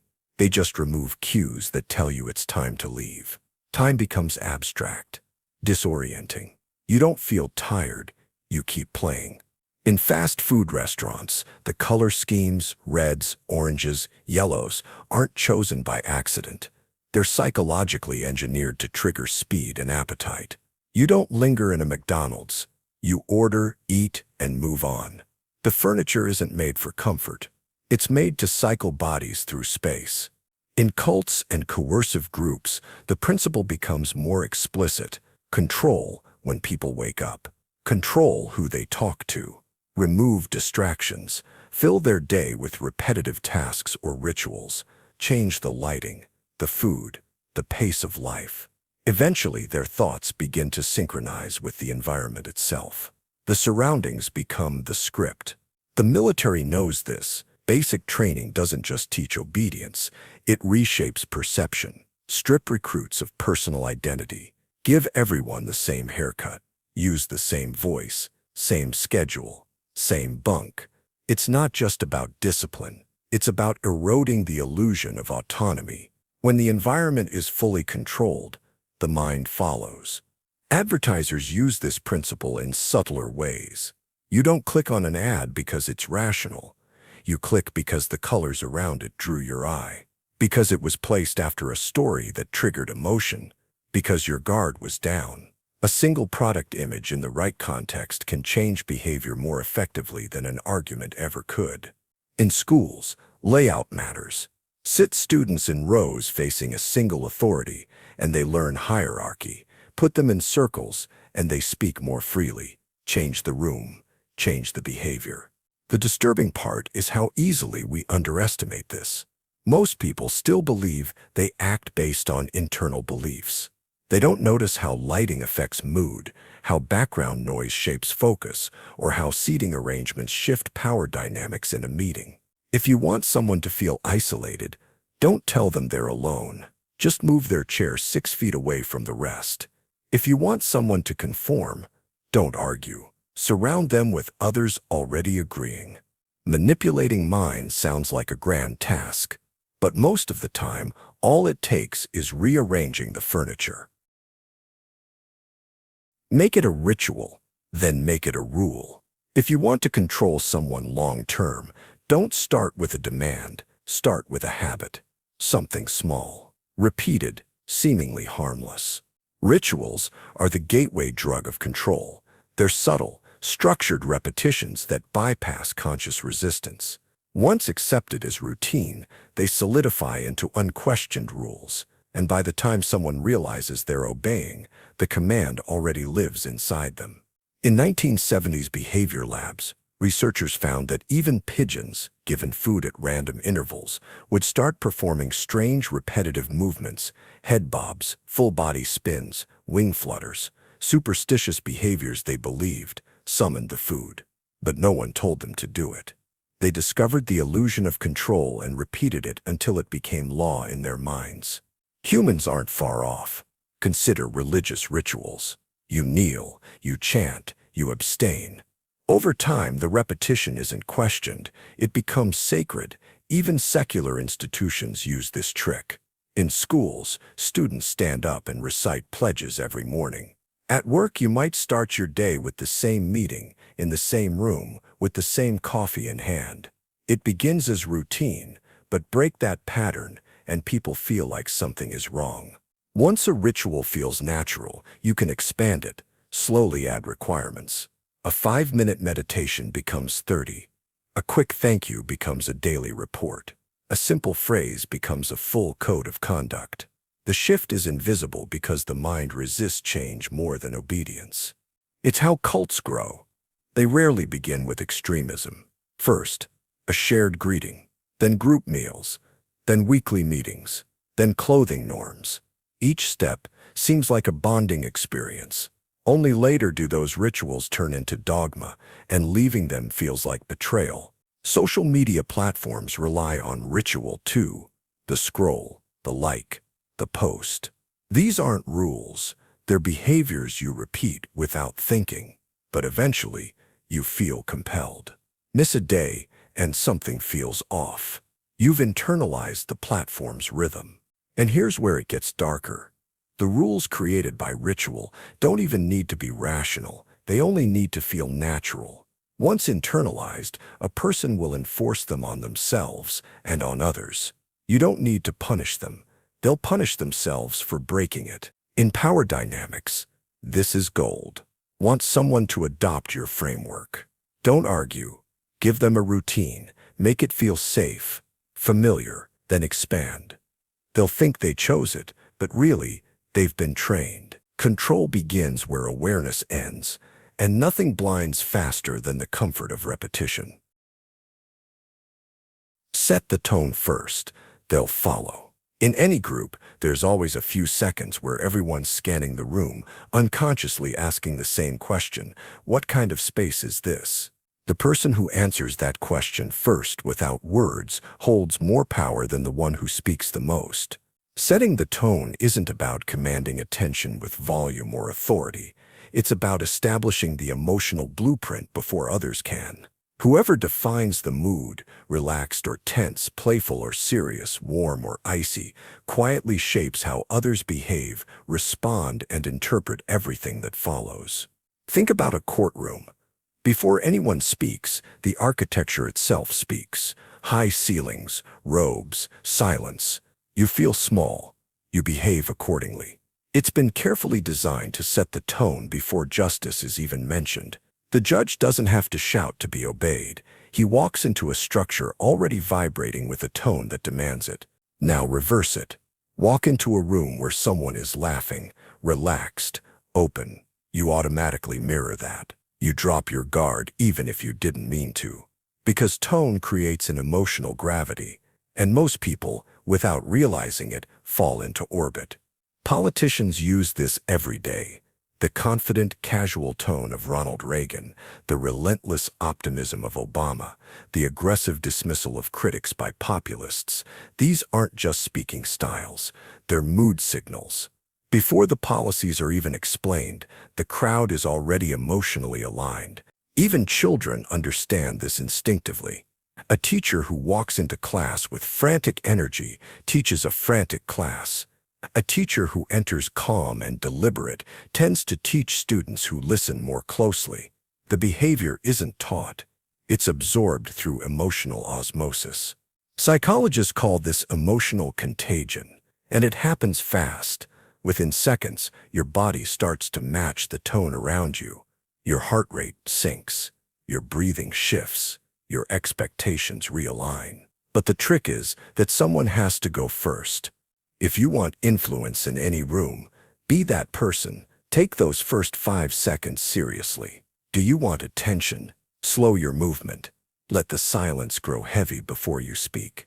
Do you want warmth? Smile subtly before you open your mouth. The content of what you say will always be filtered through the atmosphere you set. And here's the dangerous truth. The tone you set will often matter more than the logic you use. People rarely remember your arguments. They remember how they felt when you made them. That's what sticks. That's what makes them agree or rebel. The world doesn't reward who speaks the loudest. It rewards who speaks first in the emotional language everyone else ends up copying. So the next time you enter a room, remember, the script doesn't matter until you've set the stage. Withdraw approval. Make them chase it. Approval is addictive, but only when it's scarce. When given freely, it's background noise. When withdrawn, it becomes the loudest thing in the room. Humans crave social affirmation like animals crave warmth. It's ancient. In evolutionary terms, approval meant safety. Belonging in the group meant protection from predators, access to food, and mating opportunities. Rejection meant death. That wiring didn't vanish. It simply adapted to modern life, where the tribe is now your boss, your partner, your followers. Which means if you want control, real psychological influence, you don't flood people with validation. You teach them to earn it. Take the example of managers in high-performance companies. The best ones, at least in terms of control, give subtle, infrequent praise. And when they stop, teams start obsessing. Did I do something wrong? Should I try harder? How can I get back in their good graces? A vacuum of approval creates internal chaos. People work twice as hard to restore what they once had. This isn't about cruelty. It's about creating incentive. The behavior becomes self-reinforcing. They chase your standard because they once touched it. In romantic relationships, the same principle holds. A partner who praises constantly might seem loving at first, but it quickly loses its weight. However, a partner who occasionally withdraws affection subtly, without confrontation, can provoke intense introspection in the other. They begin replaying conversations, doubting themselves, even altering their behavior to regain affection. The one who withdraws shapes the emotional weather. This technique is rampant in cults and high-control groups. New recruits are love-bombed, showered with attention. Then suddenly, it stops. The silence is weaponized. Now they're working for the leader's approval, convinced they did something wrong. In reality, the leader is manufacturing dependence. Their love is a leash. Social media does it algorithmically. You get likes one day, silence the next. The platforms train you to chase approval that is deliberately inconsistent. This is called variable reward, borrowed from casino psychology. It keeps you coming back. Dopamine doesn't spike from the reward. It spikes from the anticipation, from the absence. And that's the core principle. People don't chase what's constant. They chase what's lost. If you want someone to think about you more, pull away slightly. If you want someone to perform better, pause your praise. If you want to stay unforgettable, become temporarily absent. Most people overuse validation and wonder why no one listens. The real lever is in its removal. It turns compliments into currency. It turns your silence into command. And if used carefully, it makes people move, not because they're told, but because they want to earn you back. Disappear to make them need you. People don't value what they constantly have access to. They value what they have to imagine losing. This is the logic behind the psychological strategy of strategic absence. It's a deeply manipulative but undeniably effective method of control that works in friendships, relationships, business, and politics. You don't persuade by speaking louder. You persuade by vanishing just long enough for your silence to echo. Let's take a familiar example. Romantic relationships. Imagine two people who've been seeing each other daily. One suddenly goes quiet. No anger, no argument, just disappears. The emotional reaction that follows is often disproportionate. The other person replays every conversation, reanalyzes every text. The silence becomes a kind of psychological mirror that reflects every insecurity. Was it something I said? Did I mess up? The absence forces emotional investment. People can only miss you if you're gone. There's a reason high-status individuals use scarcity as power. A CEO who's always available to answer emails is seen as accessible, but also less commanding. A CEO who only replies once a week, with one sentence, is perceived as powerful. Their absence builds mystique. They must be busy. They must be important. Their time becomes valuable simply because it's scarce. Even religion uses this tactic. God doesn't walk around explaining himself daily. The divine is deliberately absent, invisible, uncontactable. This makes believers reach for him, long for him, pray harder, try to earn closeness. The silence itself becomes part of the relationship. It fosters dependence. Magicians use this too, never revealing all their tricks, keeping some mystery unsaid. Storytellers imply more than they explain. Political figures vanish from public view during scandal, only to return stronger. Their disappearance resets the narrative. It grants them control over timing, perception, emotion. In social dynamics, the rule is simple. The one who disappears first controls the stage. This doesn't mean ghost people to manipulate them, but it means understanding how presence breeds expectation and absence breeds desire. When used wisely, disappearance amplifies your influence. It makes people curious, attentive, invested. They start filling in your blanks with imagination. And imagination always exaggerates. You don't have to dominate conversations. You don't have to out-argue anyone. Sometimes you just leave the room. Let them wonder where you went. Let them realize your impact once it's removed. This is the paradox of power. The more you assert yourself, the more people get used to you. But when you pull away, the absence speaks louder than your presence ever did. Silence power. Hold it. Silence doesn't mean weakness. In psychology, it's often the opposite. In a conversation, silence is control. It creates discomfort, but only for the one who feels the need to fill it, and that's the point. People talk to reduce tension. It's automatic. The second a conversation stalls, most people rush to patch the gap, even if it means revealing too much, giving ground, or apologizing for things they haven't done. That's not strategy. That's fear.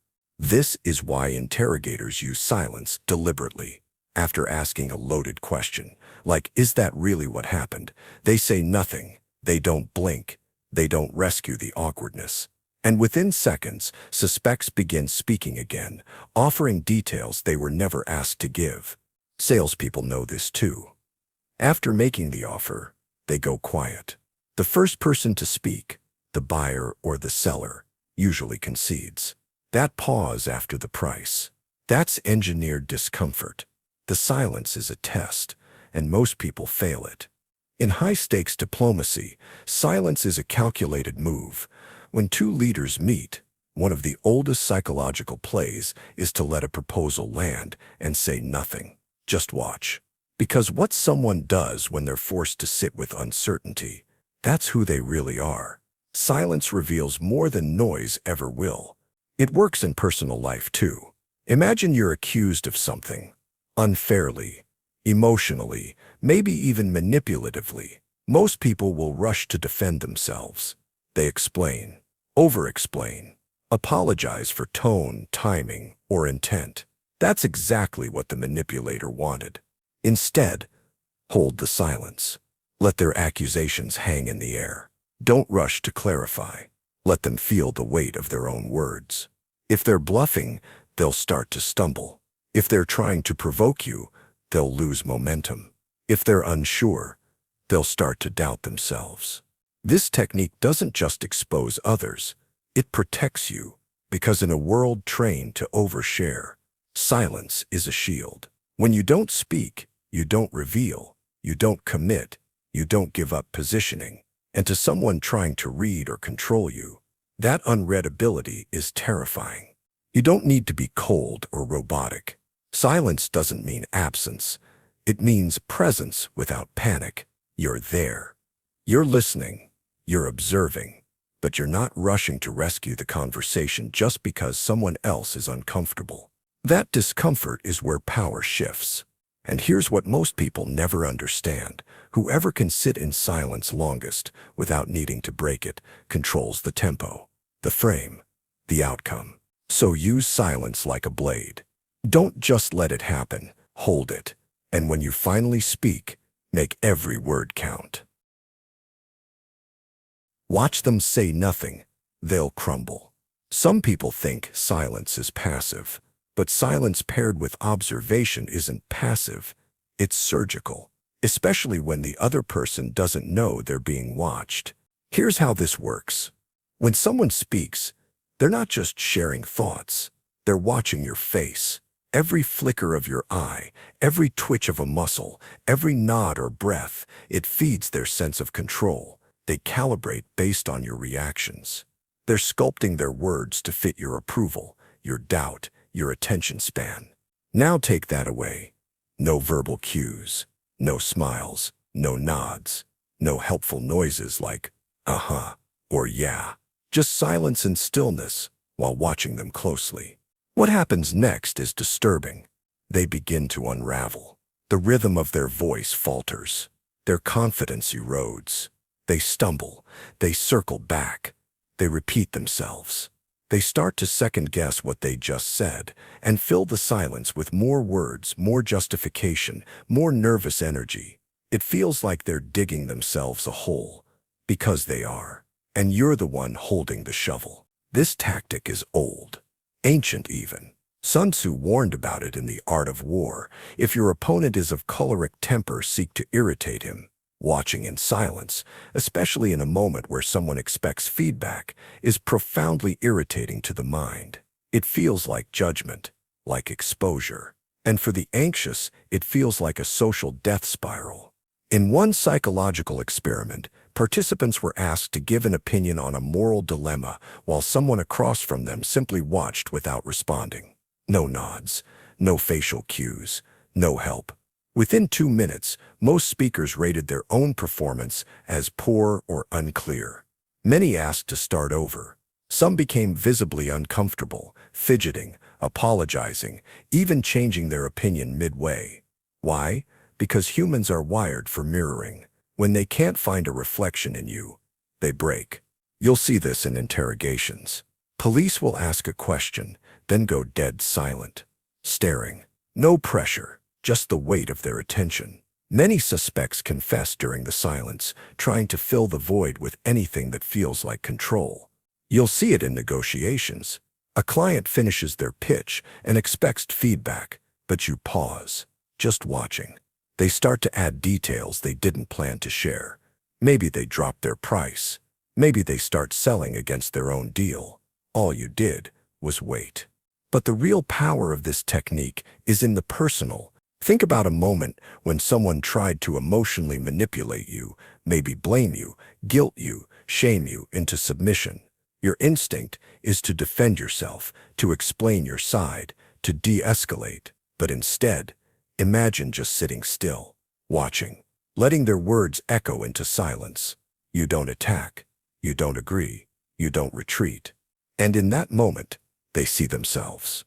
They hear their own words with no buffer. For many, it's the first time they realize how hollow, exaggerated, or desperate they sound. That's the crack forming.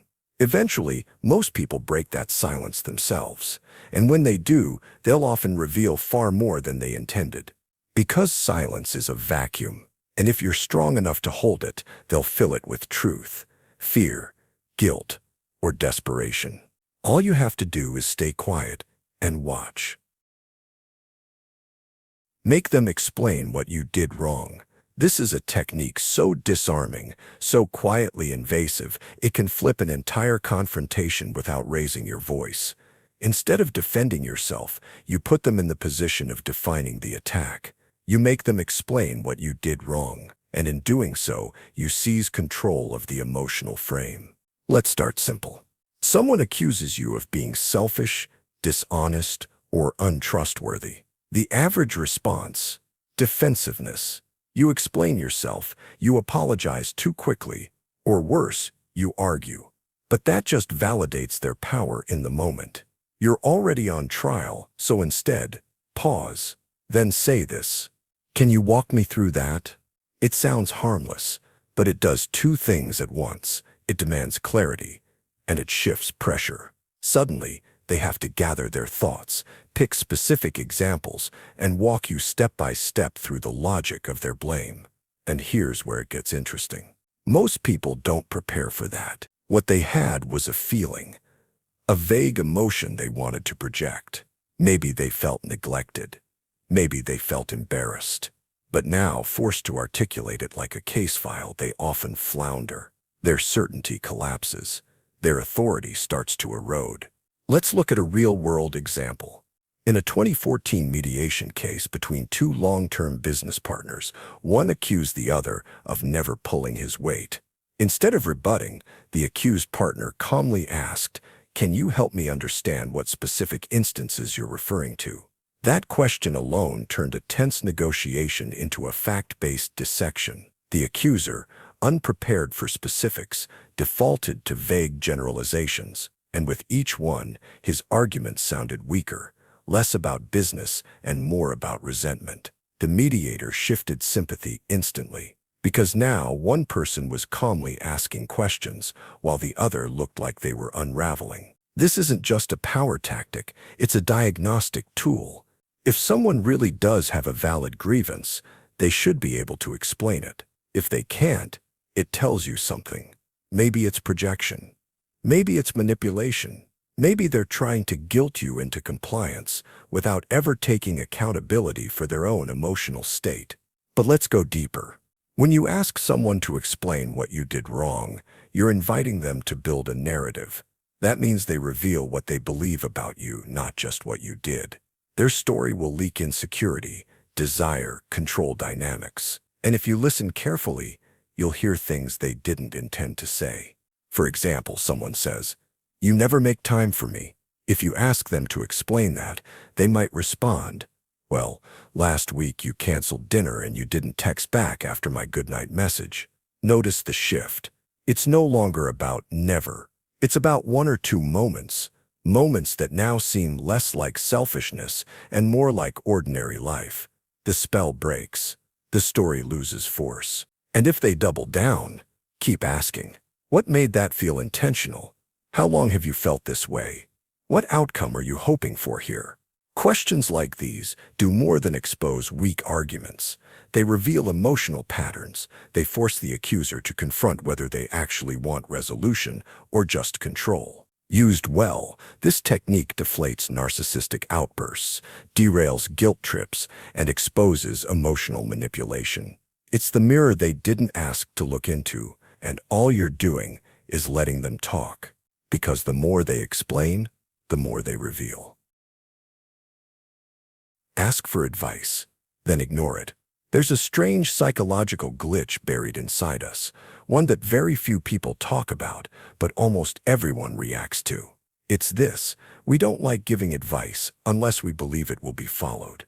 And when it isn't, we take it personally. Now imagine using that reaction deliberately. This technique is simple on the surface. You ask someone for advice, then proceed to do something else entirely. But under the hood, it's not a mistake. It's a controlled detonation of expectations. And when used well, it's a method of psychological disruption that can shift power, reveal hidden motives, or even test loyalty. Let's break it down. Picture a manager asking their team for suggestions on how to solve a client conflict. Everyone chimes in. The room buzzes with ideas.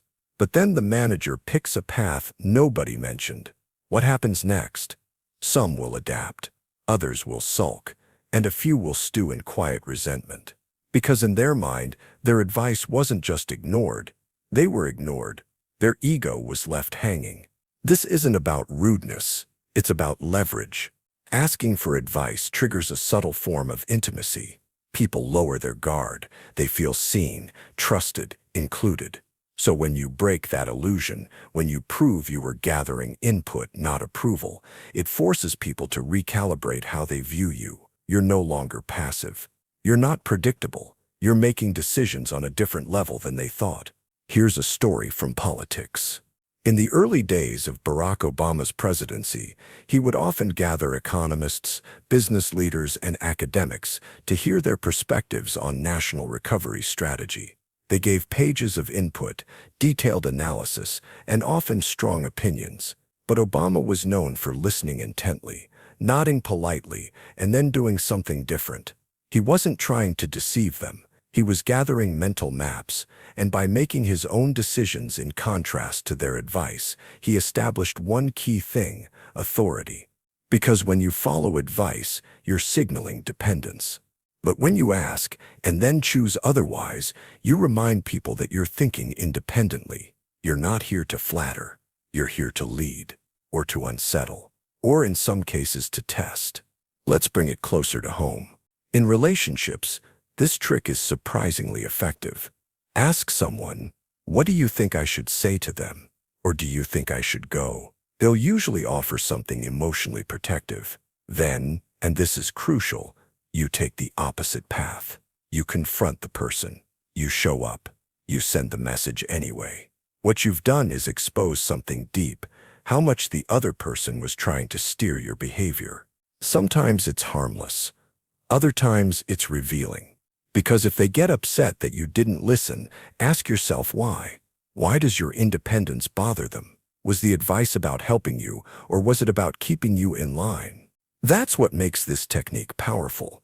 It's not about manipulation in the shallow sense. It's a probe. You're poking at the ego. You're drawing out reactions. And often the strongest reactions don't come from enemies. They come from people who thought they could guide you. So the next time someone gives you advice, thank them, smile, nod. Then choose what serves your outcome, not theirs. Watch what happens. Remind them who they were with you.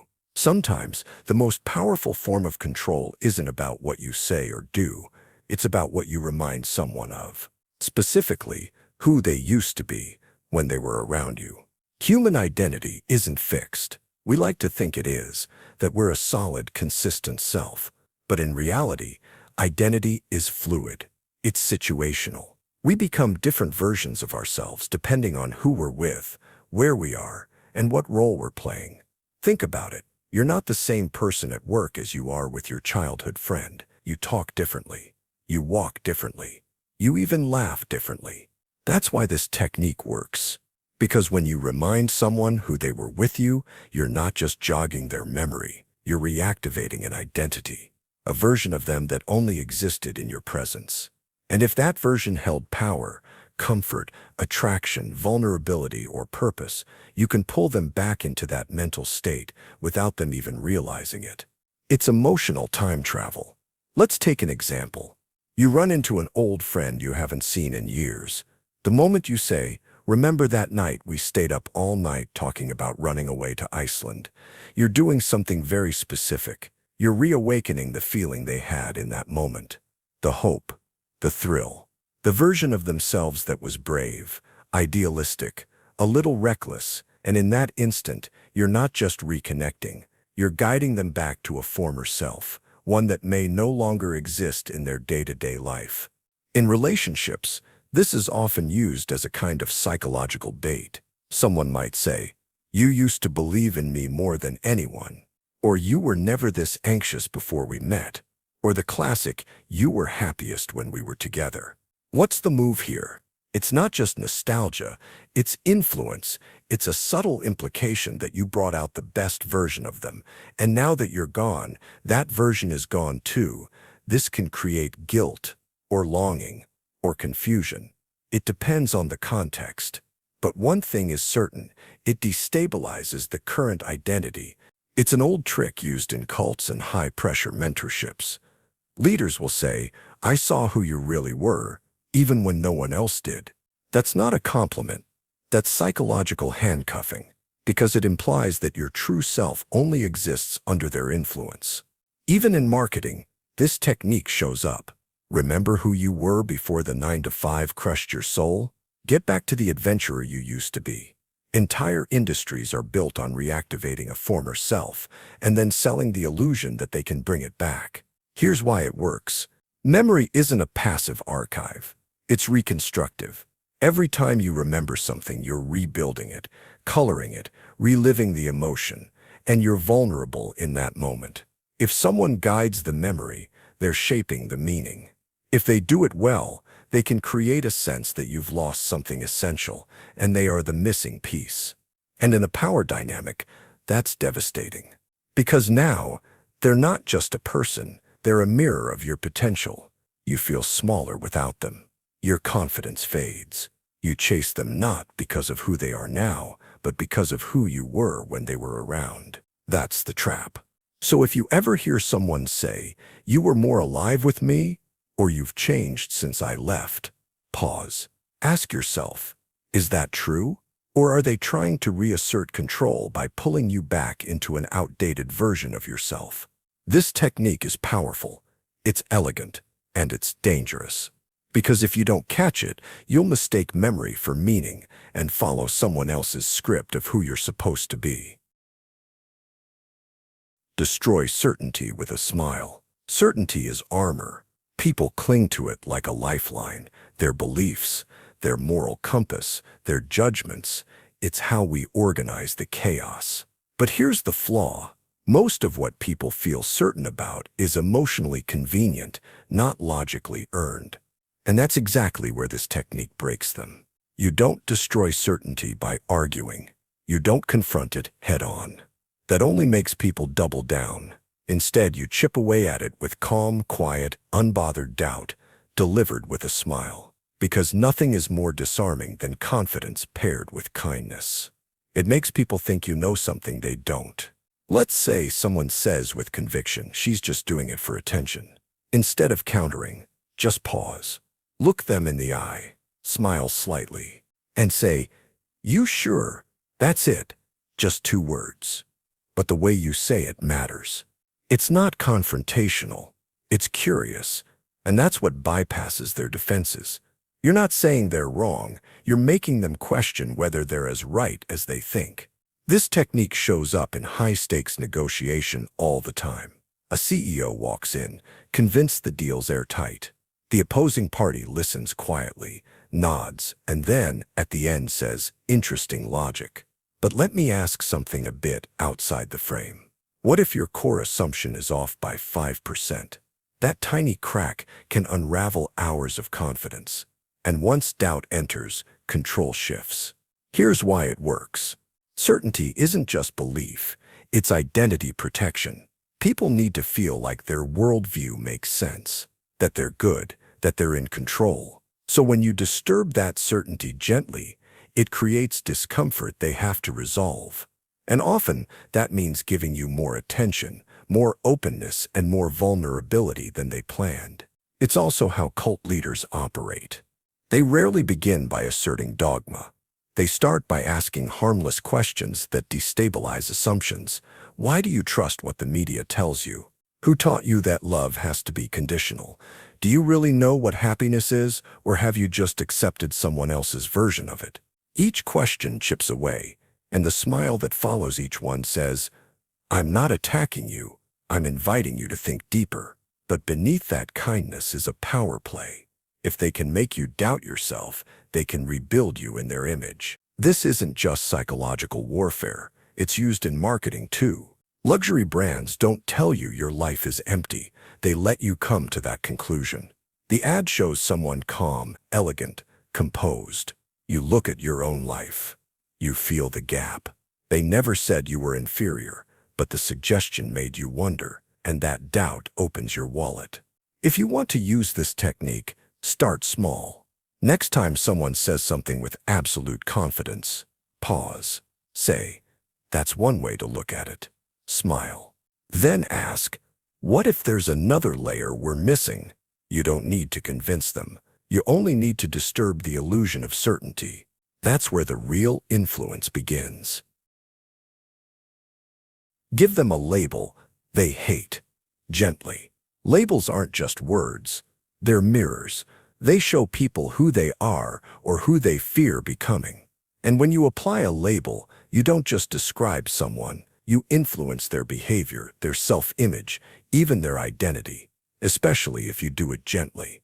Let's be clear. This isn't about insults. That's too obvious. If you call someone arrogant, they'll push back. If you say they're lazy, they'll defend.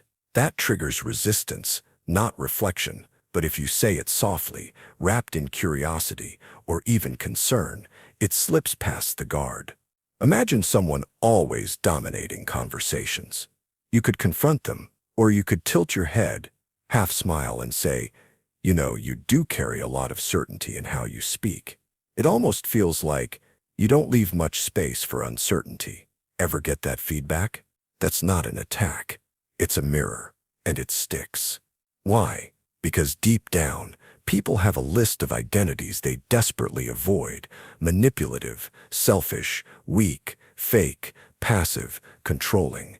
And if you suggest gently that they might be showing signs of those traits, they can't unhear it.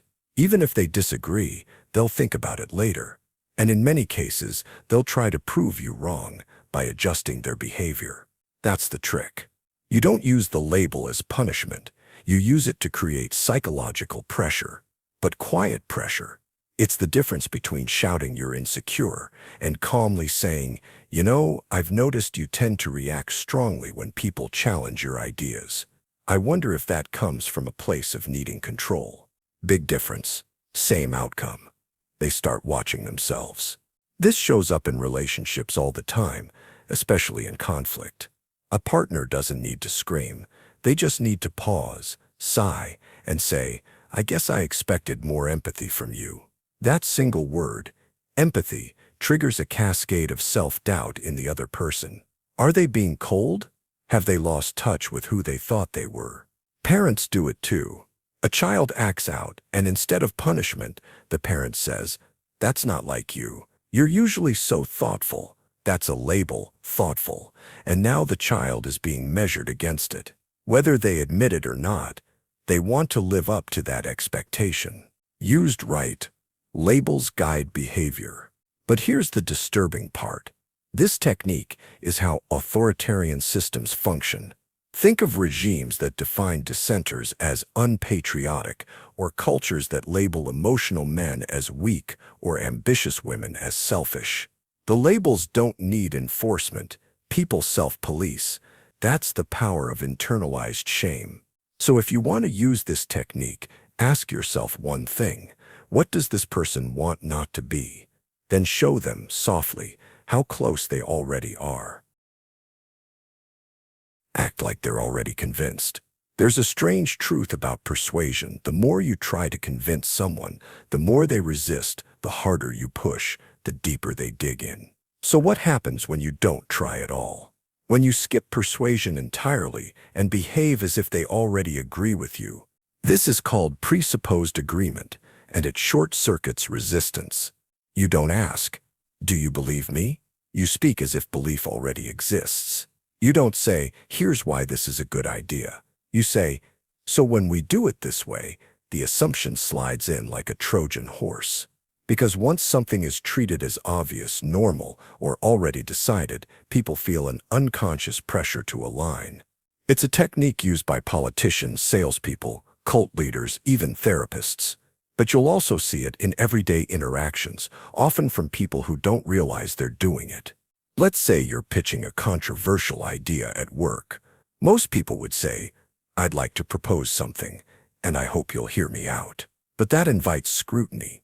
Instead, you say, so when we launch the feature this way, the user flow's already simplified, which we're all aligned on. No room for debate. You spoke past it.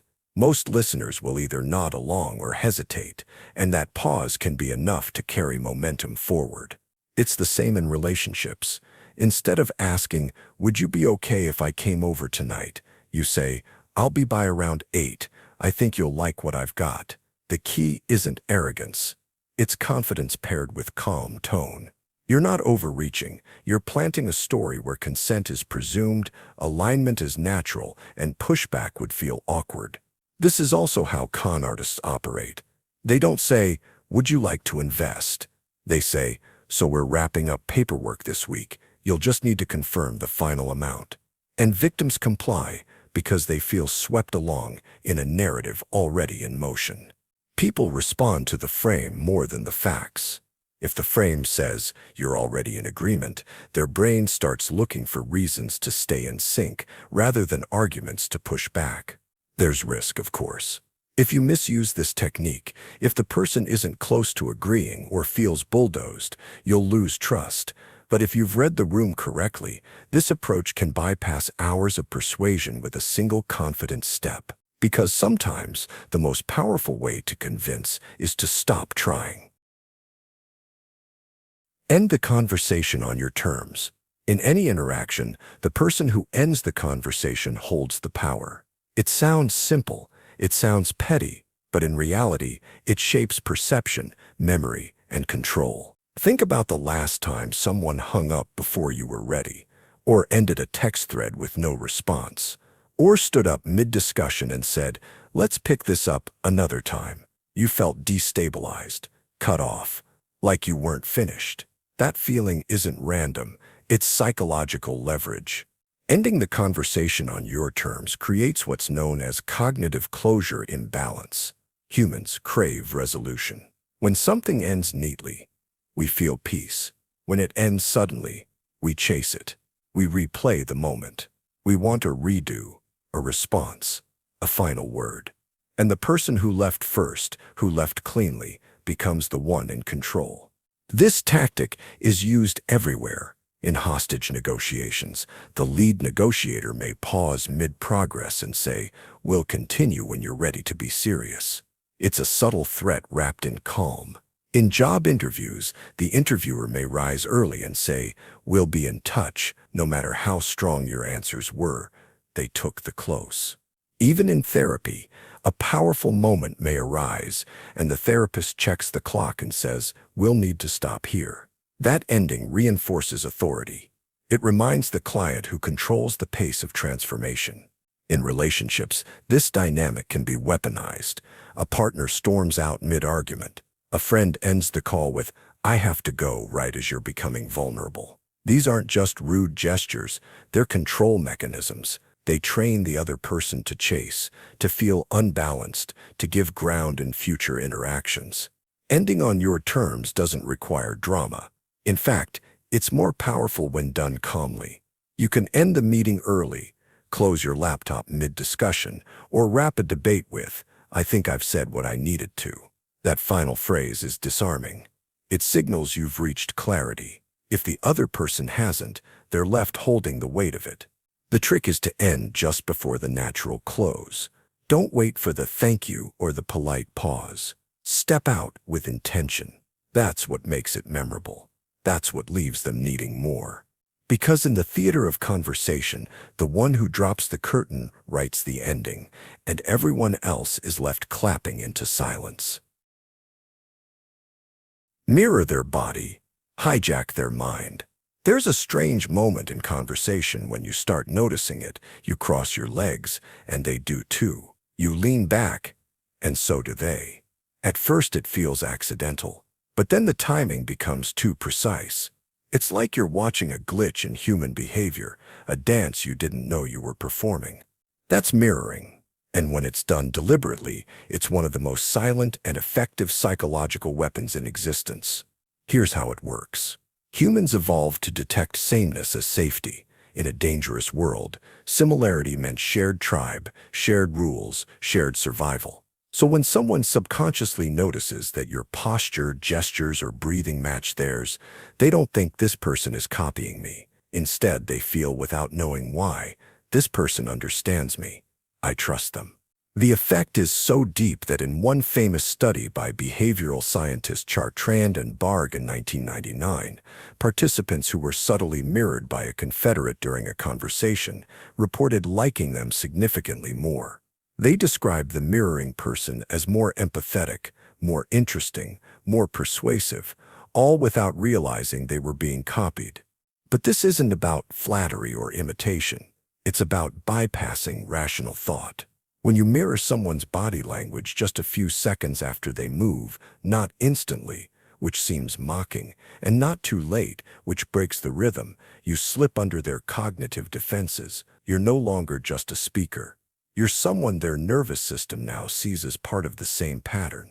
This is why cult leaders, interrogators, and master salespeople all learn the same trick. They sit how you sit. They slow their speech, if you speak slowly.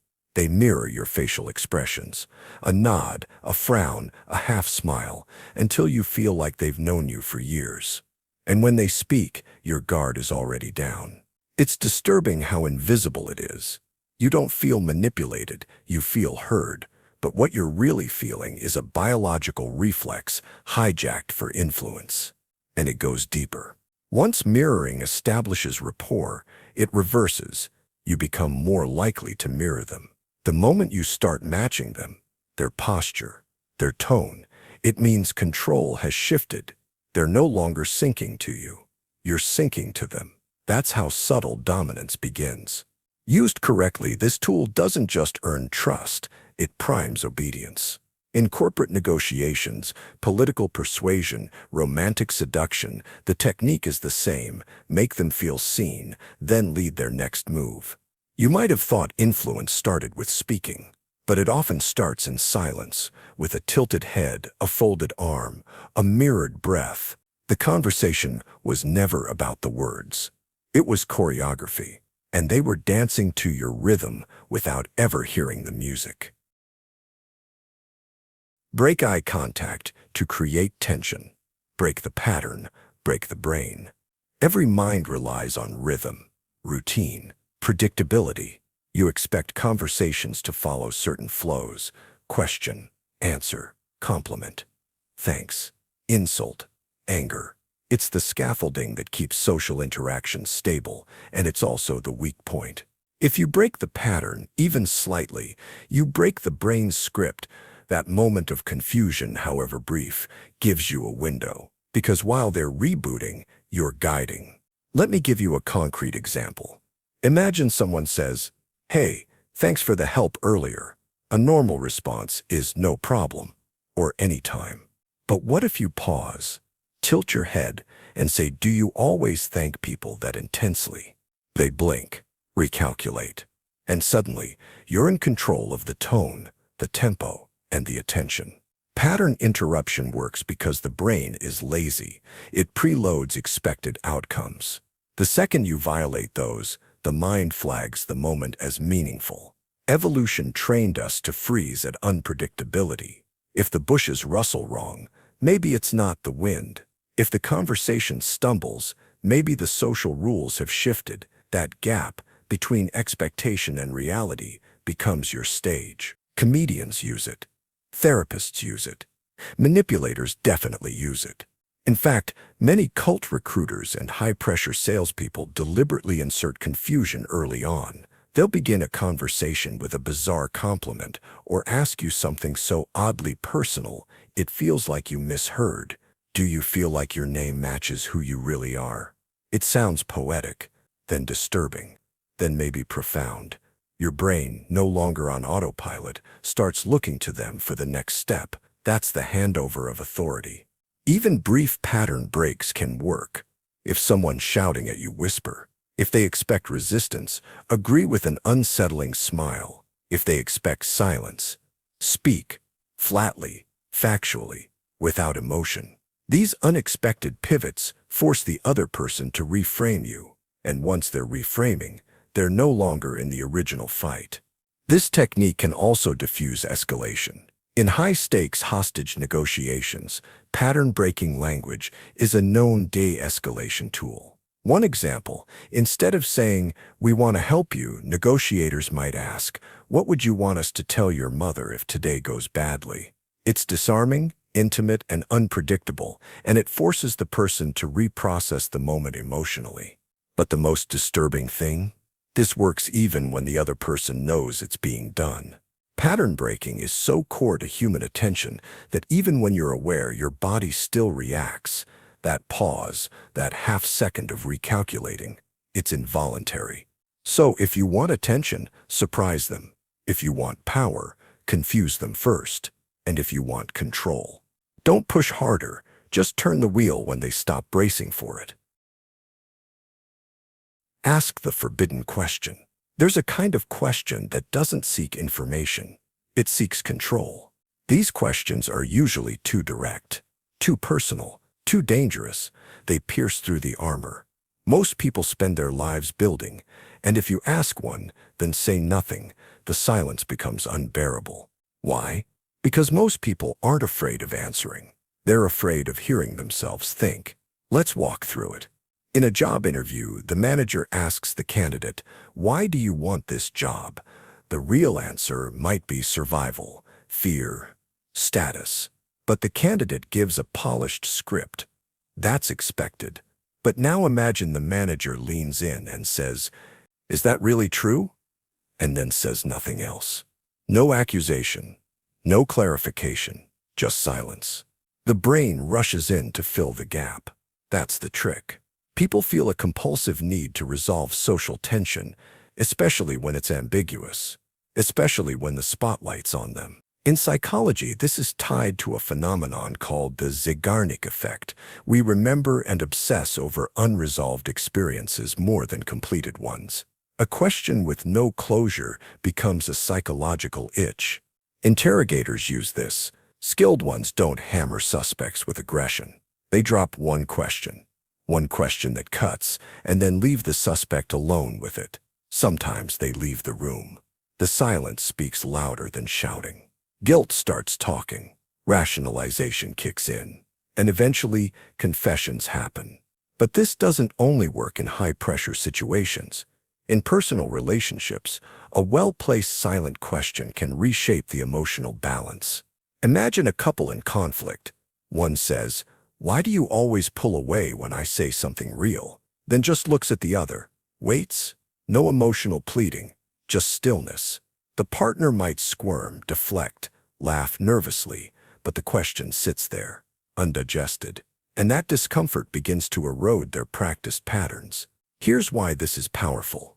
It bypasses defenses. When you don't argue or explain, you avoid giving the other person an easy target. There's nothing to fight against, just their own thoughts. It raises the stakes. When a question is followed by silence, it feels like something important just happened, even if nothing explicit was said. It makes you the mirror. The person has to project into the void. What they say next often reveals what they're trying to hide. There's a reason silence is used in cult indoctrination, spiritual transformation, and emotional manipulation. It disorients. It exposes, it replaces noise with introspection, and whoever creates that space becomes the architect of what happens next. So next time you want influence, don't just talk smarter. Ask a question they won't forget. Then wait, longer than is comfortable. Let the silence do the work. Mispronounce something on purpose. It sounds trivial, childish even. But intentional mispronunciation is one of the most subtle conversational disruptions you can deploy. It doesn't just draw attention, it reshapes the power dynamic. Here's how it works. Imagine you're in a room with people who see themselves as intelligent, precise, maybe even a bit self-important. You're discussing an academic topic, or a brand name, or even a celebrity, and you intentionally mispronounce something simple. You say Freud like Freud, or call quinoa. Someone corrects you. And in that moment, they feel clever, momentarily superior. But now, you've shifted their focus. They're no longer listening to your argument or watching your body language. They're now reacting to a social cue they think you missed. Their guard is slightly lowered because they believe you're the one making the social mistake. What they don't realize is that they've just been anchored into the interaction. They've taken the bait. This is a psychological version of the feigned stumble. In stage magic, magicians use this tactic constantly. The performer fumbles with a prop or drops a coin, drawing attention to their apparent mistake. Meanwhile, the real trick, the switch, the misdirection, is happening elsewhere. The audience is focused on the error. That's the moment the manipulation occurs. In psychology, this links closely to status manipulation. If someone begins a conversation believing they're intellectually equal or superior, they'll subconsciously drop their defenses. And once a person believes they've corrected you, they unconsciously shift into the role of explainer, teacher, helper. This makes them easier to guide. Dictators have used this principle in reverse. There are recorded moments where authoritarian leaders intentionally misnamed a place or misquoted a historical fact during speeches, just to watch which of their advisors dared to correct them. It becomes a loyalty filter. If you flinch at the misstep, you reveal yourself. If you nod along, you've signaled allegiance. But the purpose of this technique isn't always to assert dominance. It can also be used to create comfort. When someone mispronounces a word you also struggle with, it creates instant relatability. If you correct yourself mid-sentence and laugh, the other person might do the same. And now you've built intimacy, not authority. One particularly manipulative use of this comes from certain cult recruiters.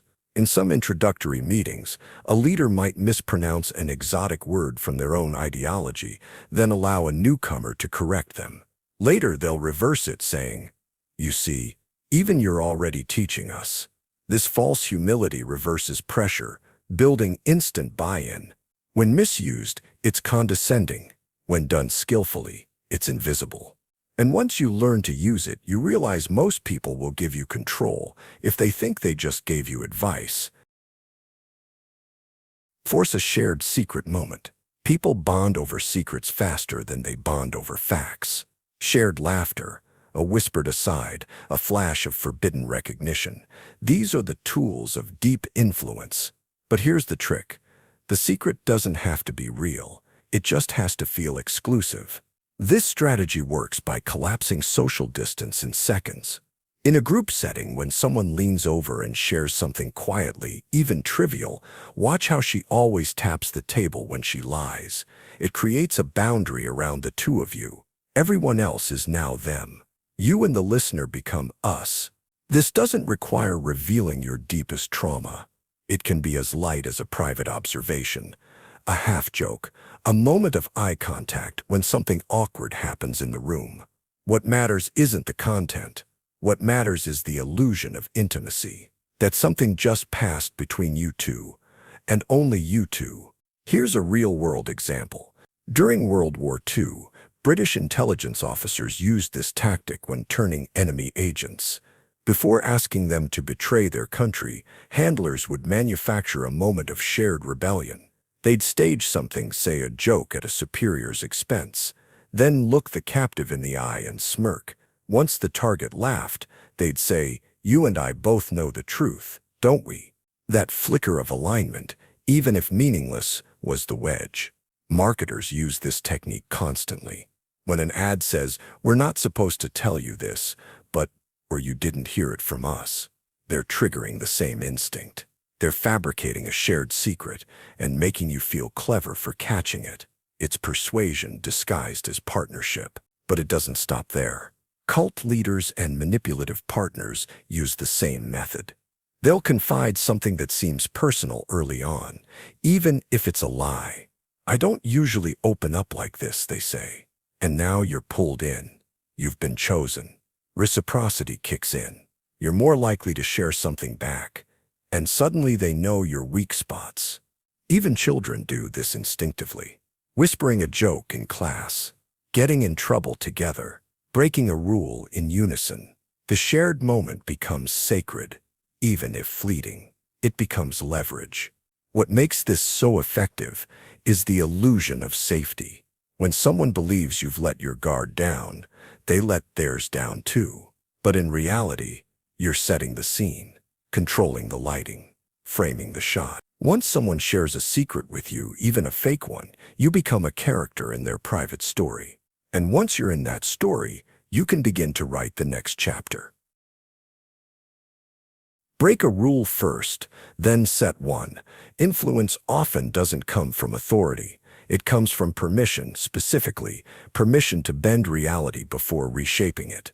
One of the fastest ways to gain power in a conversation, a relationship, or even a crowd is to violate a small rule first and then introduce your own rule after. This pattern triggers a subconscious shift. If you're allowed to break one rule, you must somehow operate above the others. And people instinctively start following you, often without realizing why. Let's make this concrete. Imagine a new manager walking into a rigid corporate office where everyone wears suits and speaks in jargon. First day, she shows up in sneakers. Casual, confident. She swears once during a meeting. Casually. No apology, no tension, just presence. Everyone notices. No one challenges it. A few days later, she announces a new meeting structure. No PowerPoints, just direct conversation. Nobody pushes back. Why? Because she already established dominance through controlled deviance. By breaking the dress code and tone, she claimed implicit permission. Then, when she set a new structure, people had already accepted her as someone whose rules supersede the old ones. The rebellion bought her authority. This technique has deep psychological roots. In behavioral psychology, rule violation triggers re-evaluation.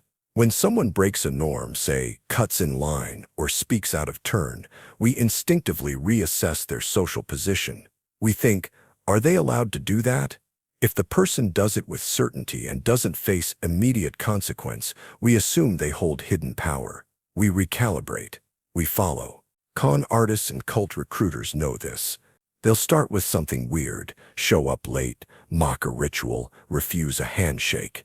But if the environment allows it, the audience, the mark, starts seeing the violator as a kind of exception. Then the con artist flips the script and introduces new rules. We don't shake hands here, we hug. We don't worship in buildings, we go into the forest. And now they're not the outsider. They're the new standard. This works even in one-on-one settings. A manipulative partner might make a deliberately inappropriate joke early in a relationship, something just over the line. When the other person doesn't challenge it or awkwardly laughs, the boundary has shifted. Later, when that partner asks for something unreasonable, they frame it as normal. We already talked about this kind of thing.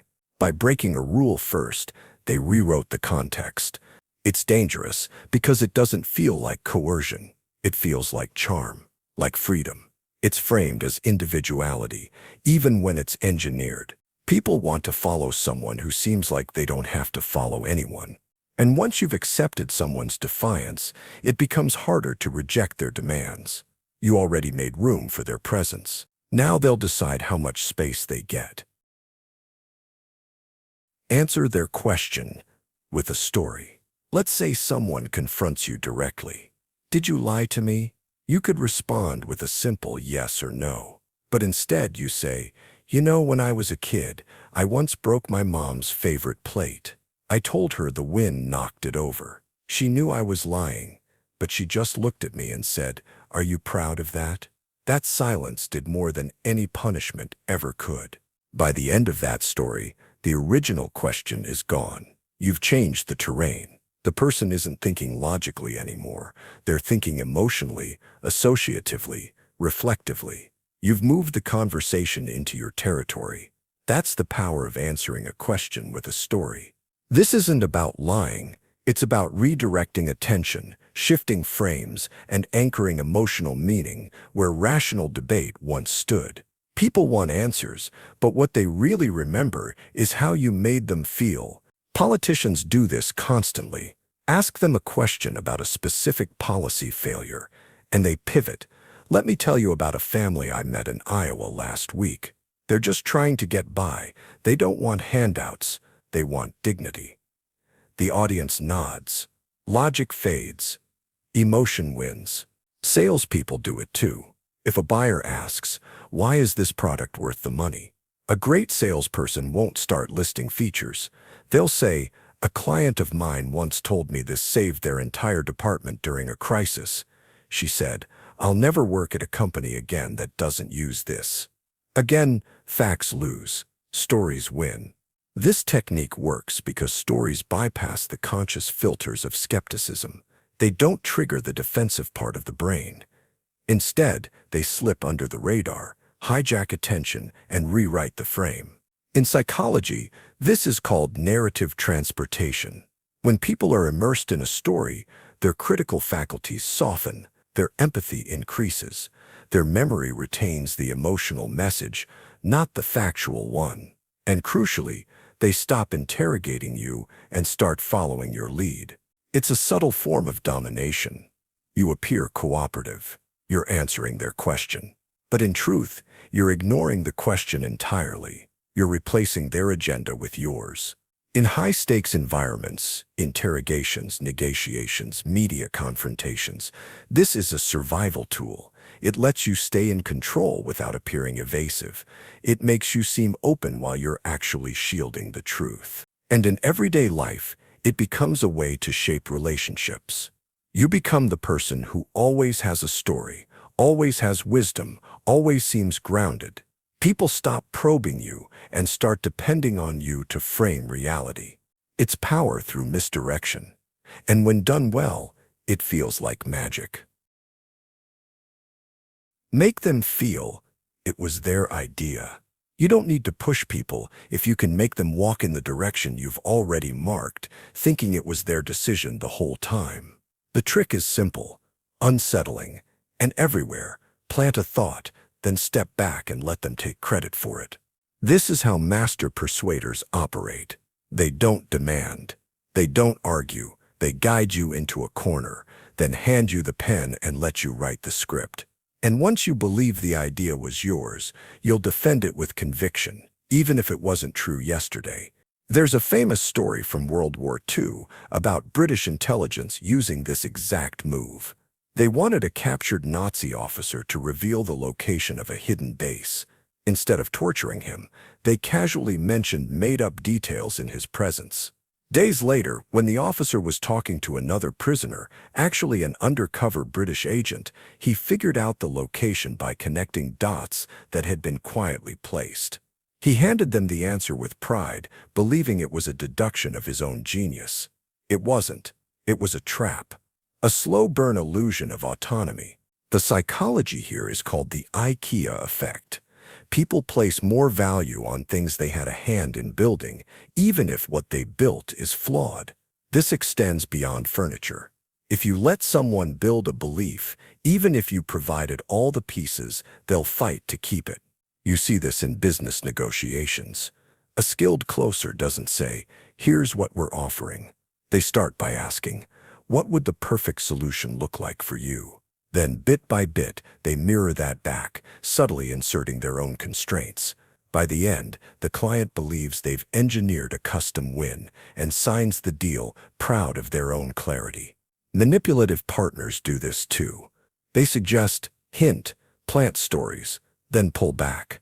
Later, when the other person echoes the idea, "Maybe we should move to another city," the manipulator smiles, supportive, as if they're just agreeing. In reality, the idea was never spontaneous. It was engineered. Even parents use it. Instead of telling a child, "You should clean your room," they ask, "Would you rather clean now or after your snack?" The illusion of control softens the resistance. The child still cleans, but feels powerful for choosing the timing. This tactic isn't about deception. It's about timing, ego, and relinquishing visible control. Because humans hate being told what to think, but we'll defend to the death the thoughts we believe we arrived at ourselves. If you want someone to agree with you, don't argue them into the idea. Walk them to the door, then hand them the key and let them open it, thinking it was always theirs. Interrupt their pattern with kindness. Most people expect conflict to follow certain patterns. If someone insults you, they expect pushback. If they raise their voice, they expect resistance. If they accuse you of something unfairly, they expect you to defend yourself. But when you do something else entirely, when you respond with calmness, sincerity, or even a small, unexpected act of kindness, their script breaks. Their mind stutters. And in that interruption, you gain control. There's a reason cult leaders, con artists, and elite negotiators often seem weirdly kind in moments of tension. It's not compassion, it's a weapon, and it works. Imagine someone storms into your office, furious about a delay you had nothing to do with. You don't defend, you don't explain, you lean in slightly and say, "You must have been under a lot of pressure to get that result. Want some coffee while we figure this out?" In that moment, you've just pulled the emergency brake on their emotional train. Their body was preparing for a verbal war, but now they're in unfamiliar territory. The nervous system doesn't know whether to stay angry or accept the kindness. You've taken the wheel. This technique isn't about being passive. It's about pattern disruption, using softness where they expected friction. There's research from hostage negotiation training that proves this works. One instructor recalled an exercise where a mock gunman was shouting demands. Instead of matching his tone, the negotiator slowly whispered, "You're scared. You're surrounded. But I want to help." The yelling stopped. The gunman froze. The role play ended with a handshake, not a standoff. Why? Because the brain clings to rhythm. If that rhythm is anger, it builds in intensity until it breaks. But if you interrupt it before it reaches its peak, with something completely outside the expected pattern, the anger loses momentum. Salespeople use this too. If a client becomes cold or skeptical, they don't argue.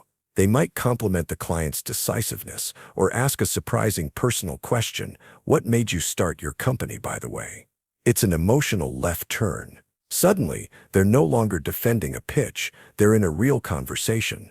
Even on a psychological level, kindness in unexpected moments acts like cognitive static. In emotionally charged situations, most of us revert to familiar scripts, break the script, and you break their defense. The trick isn't to be fake. The trick is timing. Kindness is weakest when expected.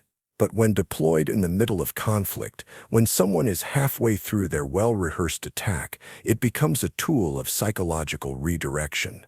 You don't disarm them with logic. You disarm them with a moment they didn't rehearse. Talk in absolutes, never hints. Powerful people don't ask you to agree. They act as if you already do. They don't suggest.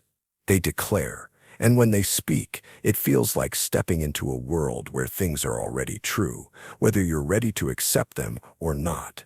This is the strange authority of absolute language. When someone speaks in total certainty, with no maybe, no probably, no I think, the human brain often defaults to assuming they must know something you don't. And if you hear that tone of certainty enough, it doesn't just sound persuasive, it starts to feel inevitable. This isn't about lying, it's about framing. The same message delivered tentatively can be ignored, but when spoken as a fact, it becomes sticky. A doctor might say, "You might want to consider cutting back on sugar." That's advice. Easy to ignore. But if they say, "Sugar is destroying your body, you need to stop," the tone itself becomes the intervention. You see this trick everywhere in history, not just in personal manipulation, but in politics, propaganda, religion, and even marketing. Think of wartime speeches, "We will win," not "we hope," not "we think it's likely." The certainty itself is the drug. During times of panic or confusion, people crave clarity more than truth. Psychologically, this taps into the way humans process uncertainty. Studies show that when a person is overwhelmed by too many options or too much ambiguity, their cognitive load increases. They become anxious, slower to decide, more vulnerable. But when someone speaks with unwavering confidence, it reduces that tension. The brain gets a shortcut: follow the certainty. Con artists exploit this constantly. Frank Abagnale, The infamous real-life forger portrayed in Catch Me If You Can didn't just forge checks, he forged identities by walking into rooms like he already belonged there. Airline pilot, doctor, lawyer, it didn't matter. People didn't question him because he gave them nothing to question. No hesitation, no qualifiers, just absolute tone, absolute posture. Even in relationships, this plays out. A manipulative partner might say things like, "You're overreacting," or "You always do this." These aren't invitations to reflect. They're assertions that frame the other person as the problem before they even get a chance to explain. To talk in absolutes is to make your voice feel like a law. And that's the disturbing part. Even smart people can fall for it, especially when stressed. When someone removes all the friction of doubt, it's easy to follow them right off a cliff. Want to see this in action? Look at how cult leaders speak. They rarely hedge. They don't ask if you agree. They declare the truth with no escape hatch. This is the only way. And once that tone becomes familiar, anything less than absolute starts sounding weak. Because in the realm of influence, the loudest truth isn't always the most accurate, just the most confident. Frame it as a test. They'll try to pass. Humans are strange. We'll ignore commands. We'll resist suggestions. But give us a test, even a fake one, and suddenly we care. We lean in. We want to perform, to prove, to win. And this instinct can be turned into one of the most effective manipulation tools in any social setting. Frame the interaction as a test, and most people will try to pass it even if they don't fully understand what's being tested. Let's break this down. From an early age, we're trained to respond to evaluation, school tests, job interviews, social norms, parental approval.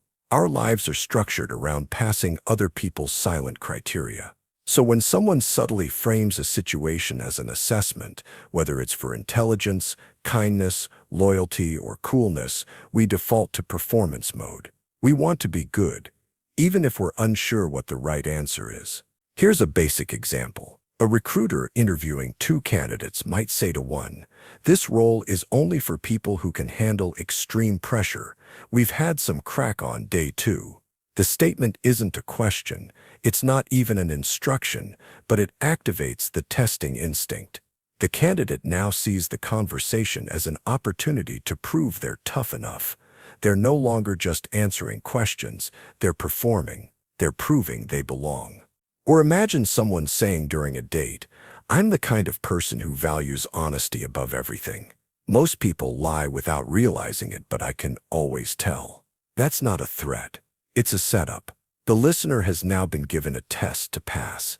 They feel observed, judged, and so they self-edit. They suppress, they adjust, they start playing the role of honest person without realizing they've entered a performance. Cult recruiters use this strategy constantly. Instead of begging or convincing, they make you prove yourself. They might say, "Most people who come here aren't ready to truly let go of their ego." The implication is, if you walk away, you just prove their point. The only way to pass the test is to stay, and so staying feels like strength, even when it's submission. This tactic also shows up in manipulative friendships and relationships. Someone might say, "I only surround myself with people who don't judge others." Suddenly, any disagreement you express feels like a failure. The frame has been set. You've been silently told what earns approval, and now your brain starts playing along. It's subtle. There's no direct threat, but that's what makes it powerful. People think they're choosing. In reality, they're dancing around a test someone else designed, a test that shifts their behavior, makes them more predictable, and easier to influence. Once you see it, you can't unsee it. The job interview that was never about your resume, the conversation that wasn't really about honesty, the compliment that was actually a benchmark. When someone frames a moment as a test, they're offering a mirror, but one they built themselves. And most people, eager to prove their worth, will step in and start posing. Introduce doubt, then offer clarity. There's a moment in every conversation where a person silently asks themselves, do I trust this? Do I believe them? Do I know what's going on? That moment, the flicker of uncertainty, is where psychological influence lives. It's not enough to just tell someone what to think. First, you make them question what they already think. Then, and only then, do you offer your version of clarity. And if you do it well, your version becomes their new truth. The technique is brutally simple. Destabilize their mental footing just enough that they start searching for stability. Then hand them the answer. Make it feel like relief, and most people will take it, even if they never meant to agree with you in the first place.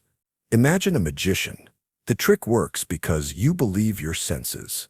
Then the magician shatters that belief, shows you something that can't be real. For a moment, you're in free fall. How did that happen? And then the magician smiles and shows you a card and says, this is how it works. You latch onto it because you need resolution. That same principle is used far beyond card tricks. In political propaganda, this method shows up constantly. First, disorient the audience. Everything you've been told is a lie. Don't tell them what the truth is just yet. First, destabilize their framework, point to contradictions. Show them things that seem too coincidental. Highlight hypocrisies in the media. Then, when they're unmoored and doubting their reality, give them a new worldview to plug into, one that feels complete. Sharp, certain, even if it's entirely invented. In cult recruitment, it's even darker.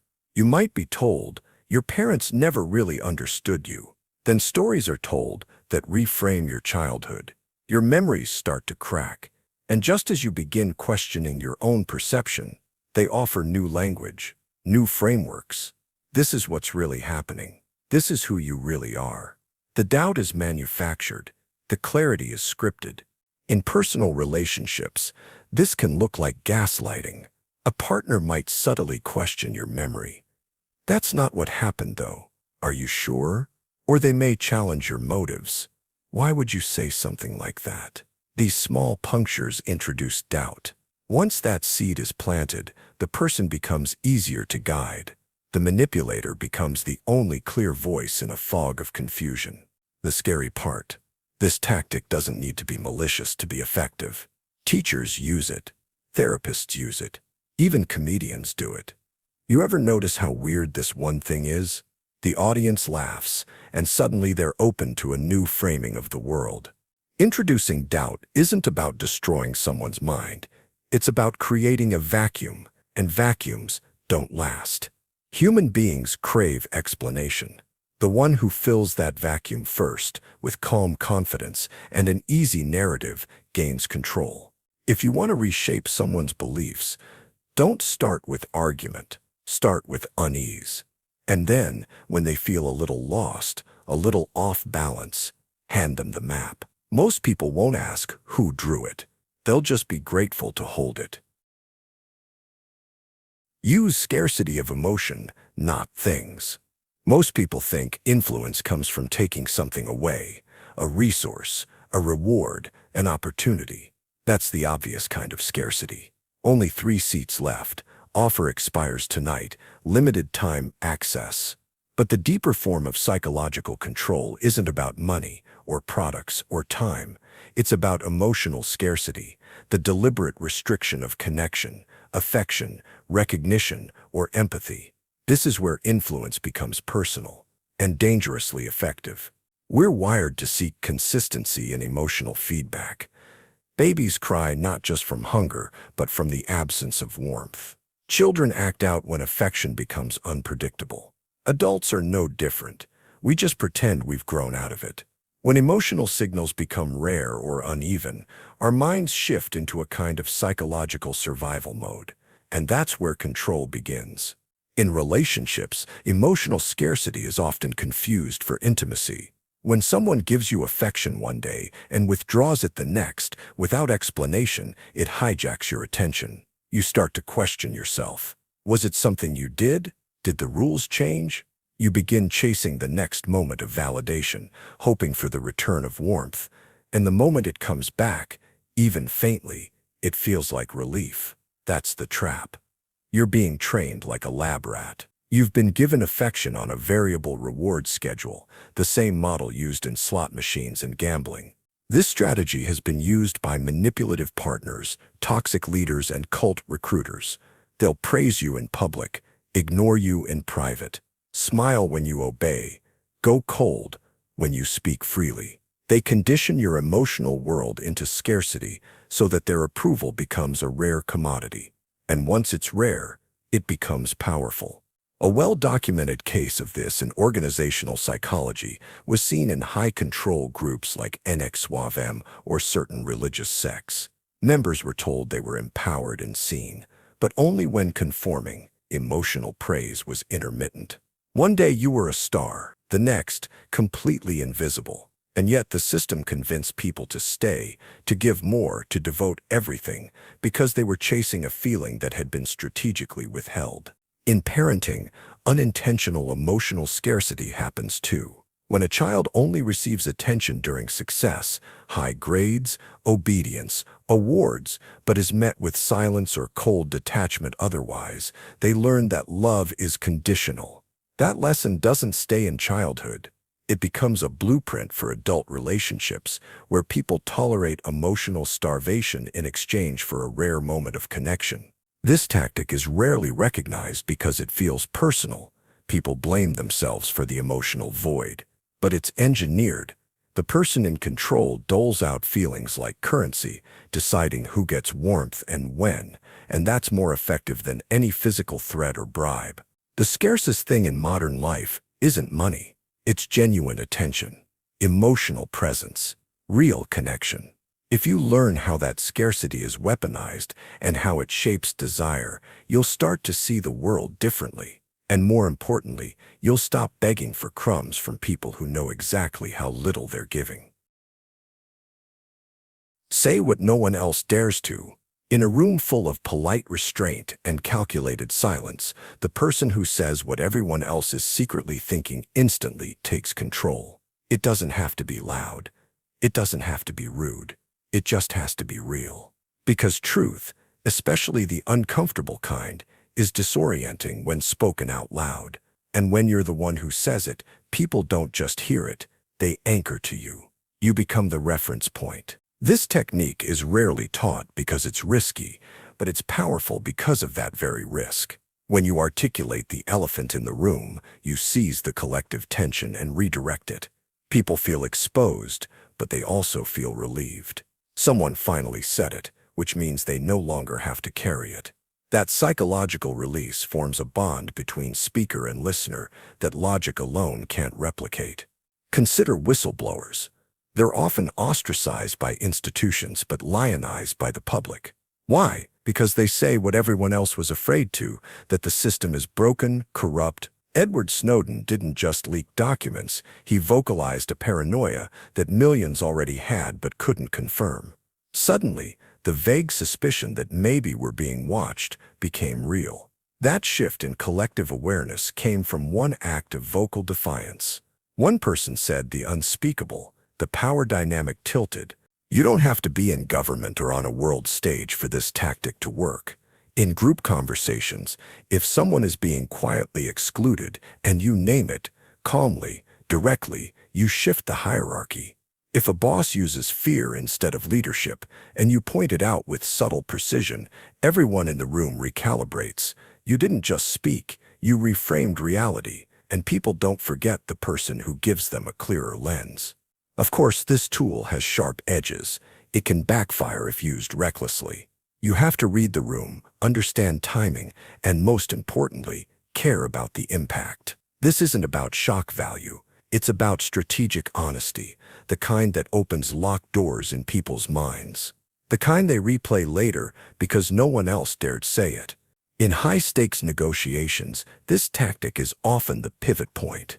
A CEO might sit in a room where everyone is talking in euphemisms, and the consultant who says, "You're losing your best people because your culture rewards compliance, not creativity," changes the entire meeting. It cuts. It clarifies. It commands respect. Saying what no one else will isn't just brave, it's an act of dominance disguised as vulnerability. You speak the truth out loud, and in doing so you become the axis around which everyone else quietly rotates. Introduce a common enemy. When a group of strangers suddenly unites, look closely. There's almost always a shared adversary, someone or something they've decided to stand against. This is one of the oldest tools of influence, and one of the most effective because people don't just bond over what they love. They bond faster, deeper, and more fiercely over what they hate. A common enemy doesn't have to be a literal person. It can be an idea, a rival company, a stereotype, a trend, a system, whatever it is. It needs to feel real, urgent, and threatening. Not necessarily in danger of killing them, but in danger of insulting them, replacing them, or taking something they believe is rightfully theirs. It's how cult leaders build loyalty. They don't start with love. They start with division. Us versus them. The outside world is corrupt. The media lies.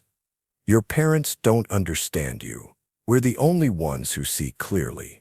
That framing doesn't just isolate, it elevates the group into a special tier of truth, purpose, and defiance. And once someone feels that surge of unity against an outside threat, they'll often endure anything to protect it. Think of political rallies. When a politician says, "They don't want you to know this," though they becomes a villain, faceless, shadowy, powerful, and the audience, the righteous underdog. Every cheer, every applause is a release of pent-up frustration now given a direction. That feeling is addictive. You've taken a chaotic fear and turned it into purpose. They trust you now. Even in smaller scale dynamics, workplaces, classrooms, friend groups, this technique plays out. A new manager might come in and say, "We've inherited a mess from the previous leadership." Instantly, everyone is on the same side. He's with them, not above them. It's subtle psychological choreography. Establish unity through conflict. People feel seen, validated, and suddenly less alone in their frustration. But the disturbing part, you don't even need a real enemy. You just need the idea of one. That's how propaganda works. Construct a caricature, exaggerated, simplified, usually stripped of complexity, then make people feel under attack by it. Once you do that, they'll rally behind anyone who promises to push back, even if that person is manipulating them in the process. This tactic works so well because it taps into primal instincts, safety in numbers, tribal loyalty, identity through contrast. We know who we are by knowing who we're against. Used ethically, it can help teams unite to solve real problems. Used unethically, it creates echo chambers, mobs, and wars. But either way, the mechanics are the same. The fastest way to control a group is to give them something to hate together. Break the frame with humor, then strike. When someone's defenses are up, they're scanning for threats, arguments, pressure. But there's one thing that slices through all of that: laughter. Not because it's joyful, but because it disrupts the brain's rhythm. It scrambles the script. And when a person laughs, even briefly, their guard drops, their ego loosens, their mental model of the moment resets. And that's when you strike. This technique is called frame breaking. A frame is the mental structure someone uses to understand a situation. It defines roles. Who's dominant here? Who's explaining? Who's reacting? Who's in charge? If you walk into a negotiation and start lecturing them about market stats, that's a serious frame. They'll meet it with their own credentials, skepticism, numbers. But if you walk in, sit down, and joke, "Don't worry, I only brought 2 charts today, one to scare you, one to lie to you," something happens. The room softens. People smirk. The power struggle pauses. Why? Because humor resets the frame. It makes you unpredictable. When the other person is laughing, they're off balance.